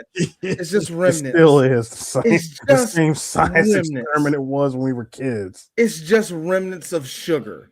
Would this sugar work on the children? Will this batch of sugar work on the children? Oh, it's just cornflakes. We just dump powdered sugar everywhere. That's what it was. It was like, hey, you like frosted? You like cornflakes? No, we'll put some powdered sugar on it, and it was delicious. You know what? Look, shout out to my mom trying to keep me healthy, but I don't know how she made me and my sister eat kicks so much. I don't understand that. Mama, why Very did you do kicks. this? Yes, not regular kicks though. It's just Mama, that's why I shit cardboard to this day because of that shit. look, D. Look, D. All three of us are from the schools of you ate Cheerios when you were a kid. I did, and I used to sugar them motherfuckers. Oh Not no, even I couldn't. My mom wised up. regular Honey Nut Cheerios, but regular Cheerios, not even Honey Nut. Now, I will say this. I will defend Frosted Flakes to this day because I still eat Frosted Flakes. Okay. But I will say this. Frosted Cheerios are not the same. We used to be a proper country. Frosted Cheerios. Frosted Cheerios changed their formula around about 99 and 2000, and it ain't been the same since then. Oh my God, yeah. And I'll say this, look, and I'll say this much because I ate it recently, and I'm glad my sons don't like it. Therefore, I don't have to eat it no more. The way they make waffle crisp now, oh my, it's a sin. It's a sin. What we got back in the 90s and the 80s with waffle crisp is so different than it is now. The purest of sugar. That being said, speaking of cursed cereals, Oreos. Oh man. Wait, the Oreo cereal? They still make them? No, they used to be good at one point. Chris Harrison, they used to be good. They make them, but you got to go to Walmart and Shoppers for that shit. They don't taste the same though. And I believe no cereal tastes the same. The only cereal, in my opinion, Honey Nut Cheerios and Cheerios, yes. In my opinion, real talk, and this is a really short list. It will be Golden Grams, even though they kind of changed it up, but it still kind of tastes the same. I would say Golden Grams, Trix. Fruit Loops to me taste better now. Yeah, they do. That's shocker. But I think that's because they're putting so much fake shit in it now. You know what I mean? So I don't want to, I don't want to give Fruit Loops too much credit on that one. But yeah, the one that does taste different, but I'm glad it don't taste the same because I think they would have killed kids. Sugar Smacks. Sugar Smacks taste different now. They taste, in my opinion, they taste edible. Go back to your thing with the drugs it's the same thing with drugs. It's like there was a thing of how because everybody knows environment plays a role with some of these drugs and stuff. Yeah. And when the environment, we talked about the ozone, but like we were still good, it made every drug and all that stuff the purest of pure. The thing about it is when it comes to drugs, still this day, you want to grow it the best way. Weed and probably poppies are the only ones that are grown and are actually cultivated, trying to make the best out. Yeah, they crossbreed them all the time. Yes, there are different strands, and yes, unfortunately, when it comes to weed, some of this shit is getting made in a lab now. And no, I'm not talking about the K2 fake shit. I'm talking about this is engineered weed. Where if you smoke this shit or you tie it as hemp or whatever, it's the next level shit. You know what I mean? Let's just be real, you smoking it. But but still, that's like the only thing where there's some type of innovation or some type of natural shit to it. That's why hippies to this day still smoke weed over popping a pill, overdoing anything else that seems to be if you can't grow it, it ain't real. You know what I mean? If you as a person can't grow it, then it ain't real. That's how they feel about this shit. Now, same they go for cocaine. Cocaine, yeah. I think now I don't know because I don't know cocaine, but seeing how everything is, the good coca trees are gone now. That's all I can say. You gotta really search for it. I think they, of course, they probably still exist, and you know what? Probably I'm saying that. You know what? Somebody who's been snorting coke for the last 20 years probably say, "What you talking about?" Better than ever. Because that's the one thing I have noticed. You looking for that real Grey Deku tree. What I noticed that we got stronger. When we got stronger, it got more popular and all the rest of that, unfortunately. And now it's confusing to a lot of people. I understand it. It's a meme. But when it comes to cocaine, I feel that cocaine was like, oh, it's always been good. Even some weak shit of cocaine, they were like, yeah, this ain't hitting the last batch. About to be up for 20 hours though. Like, listen, going back to Martha real quick. You know, when his parents, like when George's parents actually come to visit him, and they got that nice fancy house. He's got all these cars. Shout outs to George's dad. George's dad is a real one because George tries to, I swear he must have like recited what he was going to say to his dad when they were having a conversation together. It was so movie to me. It was so movie dad-son conversation. He said, look, I got my investments. I got like an export, like an export import over in Miami. I got this, I got that. Ray Liotta, don't bullshit me, son. All right. You came from he said, listen, you came from me. I know, like, you're my boy. All right. I know you. You're the same kid that would, that would jump into a gorge just like if somebody told you that you couldn't do it. Where's the cocaine, son? And where's the cocaine? And he says, look, but he did say, he said, listen, I couldn't stop you even if I wanted to. Probably not. Hey, I don't even get to see you that often, so let's not spoil it, all right? I know what you're up to. I don't like it. It's not what I would have chosen for you, but you got a family, and if it makes you happy, that should be it. Are you happy, son? Good question. The thing, now, and I got to say it again, as nigga Freud here, I have to say it. It's not enough that it only came from his dad. Notice that the mom was so enamored by how expensive everything looked. I'm with you what you said before we started doing this podcast, D. George's mom was terrible.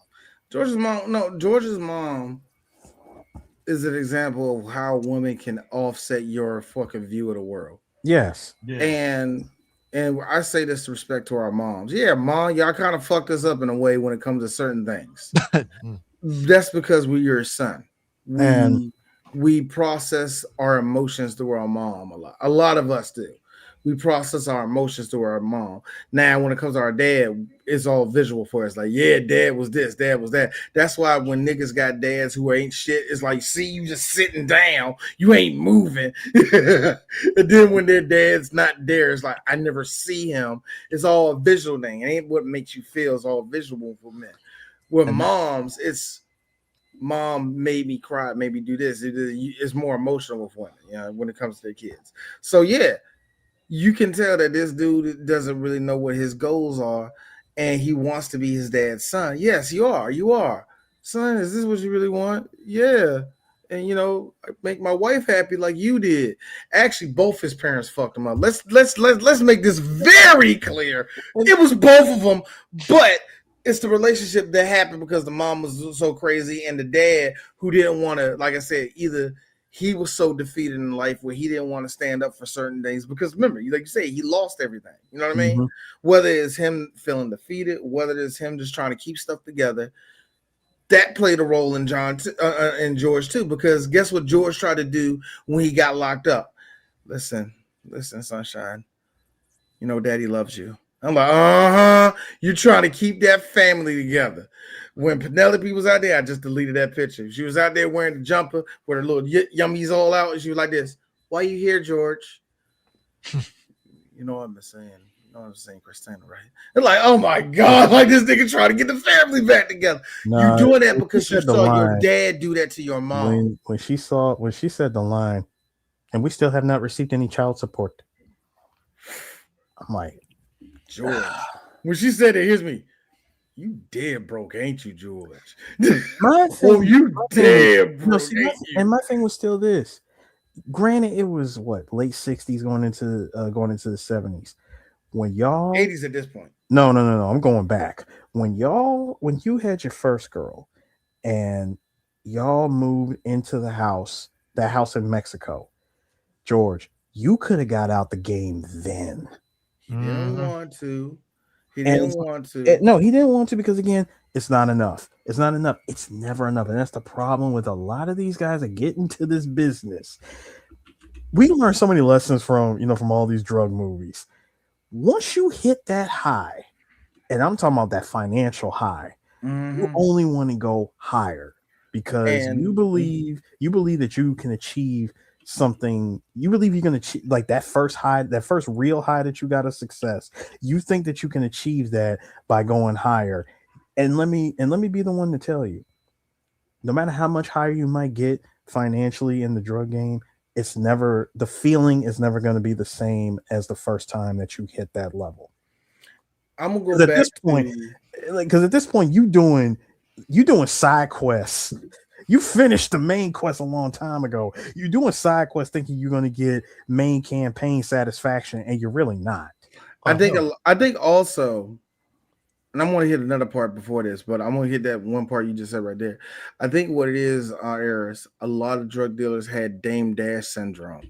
Yeah, I made this money. I no longer have to do nothing. I'm a boss. I'm a boss. No, a lot of them figure out, oh crap, I got to keep this shit going because I have all these Rolls Royces, and I'll be goddamn if I'll drive at a Toyota. That's what happens. I want to go back to one line, Eris. You was talking about Martha and talk about George and his mama. I want to go to one, and I said there's both parents fucked him up, and there's reason why. I will go back to this. His mom wasn't shit. She was purely not shit. Mm-hmm. His dad always went back to her, and I remember the line he said he loved her. God, he loved her. Yeah, he did. George did too. George was deeply in love with Martha. I was, and even in real life, yeah, that was his love of his life, and that's why he did. I know what you're saying, Eris, but this is like Eris, real talk. You know where that comes from. When somebody's in love like that, it's hard to tell somebody not to love somebody, even when you hate them. Yeah. Remember, our favorite part. One of my favorite scenes in all of Breaking Bad, when we get to that part, is when Skyler and Walt see each other for the last time. And Skyler has every fucking right to call the feds, to do this, to say fuck you. You know what she says? She's in another room. He got there, said his little bit to her.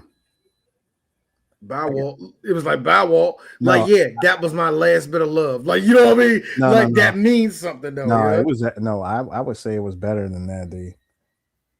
It was after she got off the phone with Marie. Mm-hmm. You don't see it because Walt's obscured and the camera's got a pan, but it's the first thing that she says the moment she hung up the phone. 5 minutes. You have 5 minutes. That's it. And there's something to that. What that was I still love you, Walt. But as soon as you walk out that door, you don't exist no more. You know what I mean? It was that's why I love it. There was so much said, and she didn't say shit. That's just good acting. But anyway, but still, back to this. In George's case, yeah, he was deeply in love with Mark. He wanted to make everything work. He wanted to do this. He wanted to be. I mean, granted, yeah, it's more for his daughter. No, well, I was gonna say, granted, so much time had passed, since he lost his first girl, because he lost his first girl early 28, this is like mid 70s, because they met in the late 60s, and here we are, mid 70s, when he finally gets to meet his parents. When they met his parents, and as soon as he got caught up with, again, 660 pounds of weed, my dude. Anyway, I know for a fact that he was truly in love with her. And I believe, like you said, and this goes back to, the lack of love that he got from his mom. He was trying to fill that void. He had been suppressing it with just getting money, sell drugs, get money, sell drugs, get money. But eventually, you do want to find somebody that you want to wake up next to. And you decide to go after who's close. Your clothes? My clothes is girl. I get it. You really wanted to flex that What school do your muscle. kids go to? You really wanted to flex that muscle of I'm Escobar's man. I did something that none of you other dealers were able to do. Some white people shit. What do Where's the prettiest one so I can impregnate her? So what do? You gonna smash another man's girl. And you brainwash. I ain't gonna say brainwash. She got off of like old boy so quick that when he went to go see Diego after the betrayal and he finds him there, the look on his face when he says, "Say hello to Martha for me."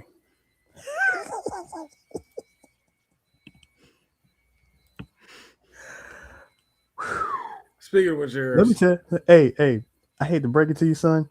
Martha don't even know your name, dog. she don't remember you, man. She don't remember you, dog. Who you is, man. Oh, him. How he doing? Oh, man. The club got shot up. That's all I can tell you. Yeah, it did, for sure. I mean, I don't blame him. I really don't blame him. Even though, I got to be real with you, Penelope, they put a whole balloon under there, didn't they? They really did. Oh, my goodness, yeah. Oh. Wait, go back. Go back to the other picture. The other one. I mean, look. I will hang. No, I understand. I'm gonna say it. When Selma Hayek says she's busy. I mean, look. Selma Hayek, look, this is just Selma Hayek if you leave. Just level 27 before she evolves into Selma Hayek. Who's the there's only two evolutions. There's only two evolutions. She's like the slow bro and the slow poke or whatever or some First shit. off, as an excellent example, Chris, yes. It's just a two-stage evolution. Nothing really that big. But shit. But got the shell on their back now. Like, oh damn. Hey, but the two separately though, we're looking at Hitmonlee and Hitmonchamp here. Yeah. I just think it's kind of interesting. Like he has the kid, and when you do the fusion dance, instead of doing fusion, you turn and you touch titties with another girl. You turn to Salma Hayek. Yes, I like what happens if you miss? You turn to Penelope Cruz. I like it's not a bad thing. Are you sure? I just enjoy the fact that his own boys betrayed his ass in the sense that he thought, all right, if I just give them up, I'll be good. And it's like, yeah, they already cut a deal, and you're the one that's going to get fucked in this because they get immunity. I knew something was wrong. Dooley? Hey, fucking Dooley, how you doing? I'm like, Dooley, we ain't seen you for the last 45 minutes. We didn't see Bobcat no more. So what made me think we were going to see you again? You know what I mean? Like in Tuna, like I said again, God only knows what happened to him when he stayed in Mexico. I do appreciate how when he got back to that table and he's like, "Where's my knife?" And then all of a sudden the realization hits. It's weird because as soon as he leave, I love this scene because if you notice when he leave, everybody gets instantly depressive. Dooley immediately starts drinking. Eris over there not only takes the knife with the cigarette in his mouth, like, what? Come on, it gotta be done. It's gotta be done. It's the thing for me was the signal was that whistle after he said, "This is 100% pure grade A Colombian heaven, my friends." That whistle. Yeah, as soon as I heard that, I was like, signal. That was a signal for the feds. All right, gentlemen. I'm going to go to the bathroom. I'm going to take a shit real quick, and I'll be right back because we're going to party, all right? We're going to party. He left, and they got quiet, just eerily quiet. You know what I mean? They really had that look of regret that Dooley had. Like, Dooley was like, I just like the look of just this is happening face. Like, all right, just go ahead and do it. That face. Yeah. That's the face of a man that says, okay, so I fucked it up with my daughter. My dad's going to die and I'm not going to see his funeral.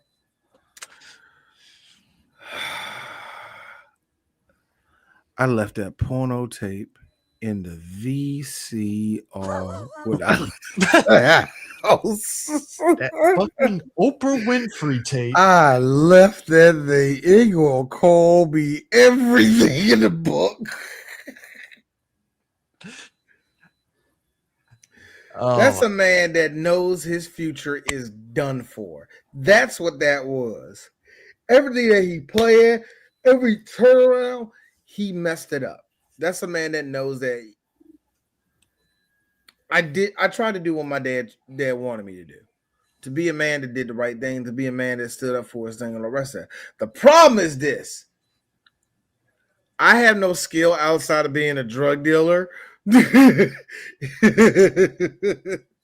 mean, so I was limited in a lot of these options. I'm just saying. I mean, hey, it is what it is and stuff. I mean, think, like, but just the fact that was the crux of even when he was in prison, his daughter visited him and stuff. It was just like, no, she didn't visit him. She didn't. Oh no, I forgot. He imagined. He imagined that it was. Yeah, he imagined that she visited him, but the realization is that didn't happen. In fact, I remember when this movie came out. I don't know if it was what it was on the commentary. By the way, DJ Sue gave me this on HD DVD. Uh-huh. It actually was a very good cut too. HD DVD, I will admit, it got killed way too early. It should have stuck around a little bit longer. But that's neither here. But there was nowhere to go with it. No. I was going to say that, first of all, there was no way that was going to happen in the first place. You're dealing with a movie studio that built the brand of Blu-ray. Yeah, that See, you're not just a company that makes tech. You're dealing with a movie studio that can print the stuff themselves. You weren't beating Sony at this. Sorry, Toshiba. Look, the porn industry spoke, and they were like, "Hey, we want that Blu-ray." The porn industry stuff. I like how more space. Come on, man. More space was necessary. More space to jack it. Yo, but no, for real. I like how, but in the commentary or whatever it was, whatever I heard it from, they said that his daughter never came to visit. And when the movie came out, there was like almost not like a petition or something, but they guilted her to finally beating her dad. That's what that was. They finally guilted her to beating her father. Now that part was crazy too, because they were like, "Yo, they really did go out of their way to like track her down and guilt her into meeting her father." And now she's like, "Look, my father is a terrible person. He's a drug dealer. What the hell you want me to do? What am I supposed to do? My mama, I don't talk to my mama no more. Both of them niggas ruined my life. What are you talking about?" But here's the interesting thing that did happen though. George ended up doing his time in jail, and because he snitched like all good drug dealers, he got a reduced time. And he had good behavior. And around about 2014, 15, wait a minute, I had the exact date. 2015. Wait a minute. Yeah. He wasn't going to be out until 2015, and he ended up getting it and all the rest of that. Here's the fun part. Guess who his ride or die came back to him? Martha. Mm-hmm. They actually spent time with each other his remaining days on the earth before he died in 2021. And it's good to be white because you got out early in D's opinion. There are niggas that had 5 pounds of weed on them in the crack era that ain't coming home until 2032. So I'm just saying. Well, that's all D is saying. Well, D, when you are branded as a super predator, I mean, what can you do? Well, Eris, we were super predators. I mean, we had crack in our system. Even didn't do crack. You remember how that was? Yeah. Joe Biden was right. We were Filthy animals. I mean, you cut us and we bleed acid, apparently. Yeah, no, Eris. We were black. You cut us, we bleed grape juice. Grape drink. I'm saying super predator, so you know we got to bleed that acid. Well, I mean, if we're going by RPG logic, apparently, everything's on 10 with us on the fucking meter and stuff. So strength 10, agility 10, charisma 10, and all that stuff. And that's what makes us predators because we're perfect. Well, he's a coon. Get him. And because we're black, we're like the difficulty. Smart coon. What are you talking about? No, and because we're black, we're like the difficulty setting is already set to very high. Yeah, it's impossible. Legendary difficulty. I just want to put it out to y'all people. We're black. Our difficulty level is professional. Y'all do realize that if they came out now, they were like, "Can't we have the White Panther party?" Well, anyway, well, we're the Siberian tigers. No, you're more like snow leopards, but you're more like pussies. But pussies are tough, so I can't say that. No, they can take a beating and pass things the size of a bowling ball. I know, they're stretchable. They can stretch. Unlike you with your brain, you can't stretch the thing. Maybe. Anyway. Yeah, but that's kind of crazy, like the dichotomy of this movie and what the truth actually is, and then you read up on it. Because it's like, don't get it twisted. Blow ain't the first movie. I think we've talked about it with other movies like this, where it's like the history of how somebody's portrayed is going to vary between either it's going to get at the very least 95% of it right with 5% being bullshit, or it's going to end up being this sort of like weird 50-50 mix of bullshit and what actually happened kind of vibes and stuff. And sometimes you just get them outright getting it wrong across the fucking board in ways that's just weird, like what the hurricane. Yeah, this one they didn't do that. Like I said, they had to make a story out of it. That's the thing. It felt like it was just stretching itself thin. Like it felt like all the good stuff came and went so quick that it's like, so how many minutes left in this movie? Fuck. All right, how are we gonna pad this shit out? I felt that at the point. So it was just, But yeah, let's blow. I don't know if we have anything else. Anyway, Eris, you got anything? Yeah. No matter what, never give up your connect. Yeah, I'm just saying. I mean, yeah. Well, I don't know about that, Eris. Because the betrayal came so fast. Oh yeah, in fact, it was legit. Like just it happened. Matter of fact, my favorite moment: Derek for real, Derek, Diego. Y'all check this out. Remember this?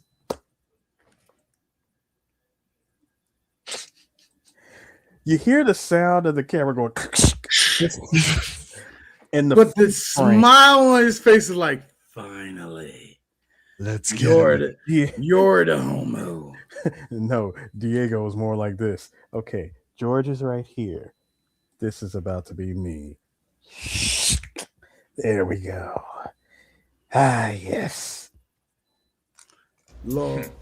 No risk, no reward.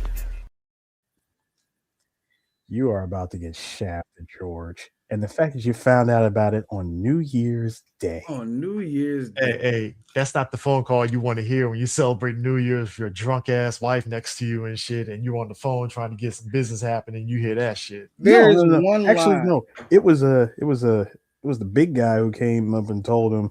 They said, "Yeah, there's some things going on, George, and looks like you've been getting cut out, my friend." Oh yeah. Lots of stuff that's been happening. Yeah. And I think you might want to. I think you might need to handle that particular situation there. One part that I want to add. This is my last thing to add on to this movie. Was, I'm sorry, George. I'm sorry for everything I did. What the? I heard everybody who's ready to do some fucking good. She came out with that fucking bowl Is of that Mirtha? she came I out with love how Paul Rubin's like, mind my gay business. What?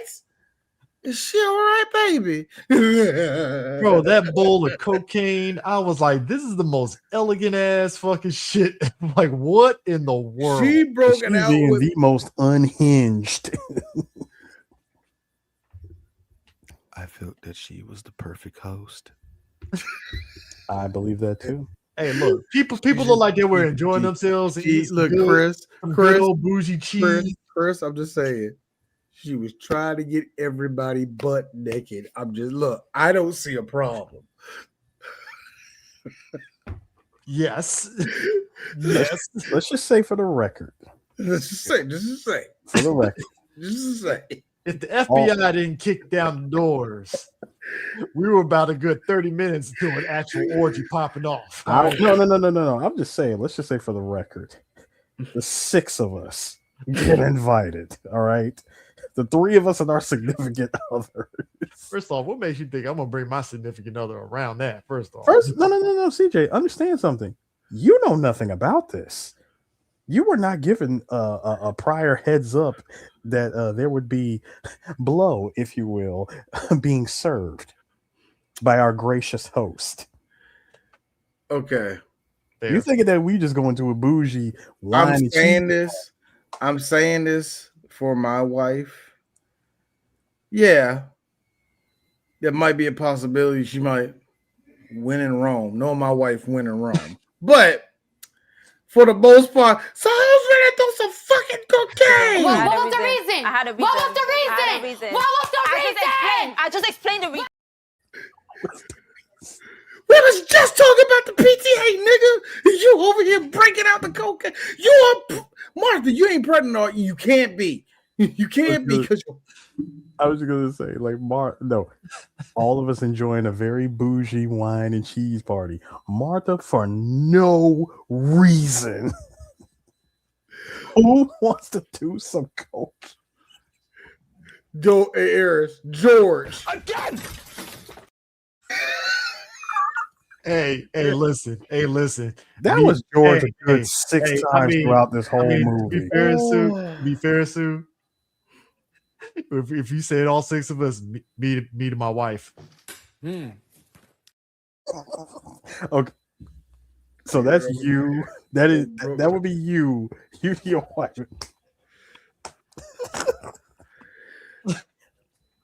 I ain't gonna lie. I'd have been like Tony. It's some good stuff, man. No, I'm good after that. We've all been to that one party where somebody got a little crazy and we're just like, what in the fuck are you doing? Actually, Class A shit.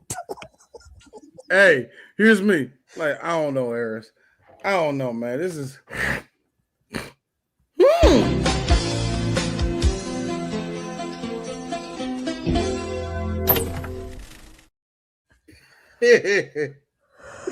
Well, all right. Hey, Chris, I'm going to go outside and play some basketball. No shoes, no shirt. You coming with me? Chris.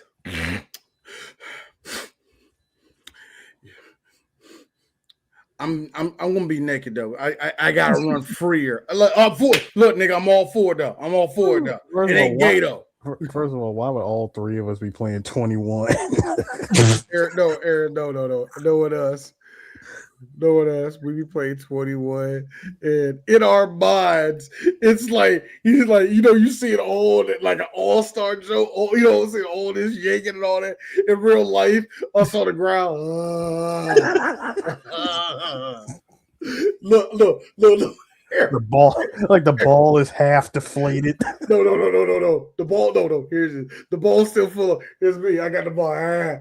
Kobe, and I throw it up, and the joke goes in the air and falls directly back on my face. Kobe, hold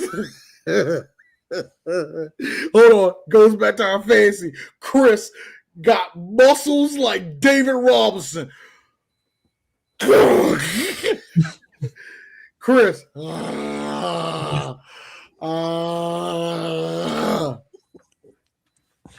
Anyways. That's below, ladies and gentlemen. What are we doing next, sir? Oh my God! Next week, y'all, we got a special one. We got something real special. The fuck is this? Your worst nightmare, butthorn. Hey, yeah. Next week, we are doing a movie that I wanted us to do for a while. In 1988, somebody said, "Hey, Gary Busey, we're going to give you a whole movie." We are doing. I'm good. Well, I guess I'm good with that. Well, I gotta tell you something. This 1987, I'm ready to get in there, man. I'm in there. I'm in like Flint. You know what I'm saying, man? It's Busey time. Gary Busey. It's time for the Busey. It's time for the Buse. The Buse. It's time for the Buse is loose.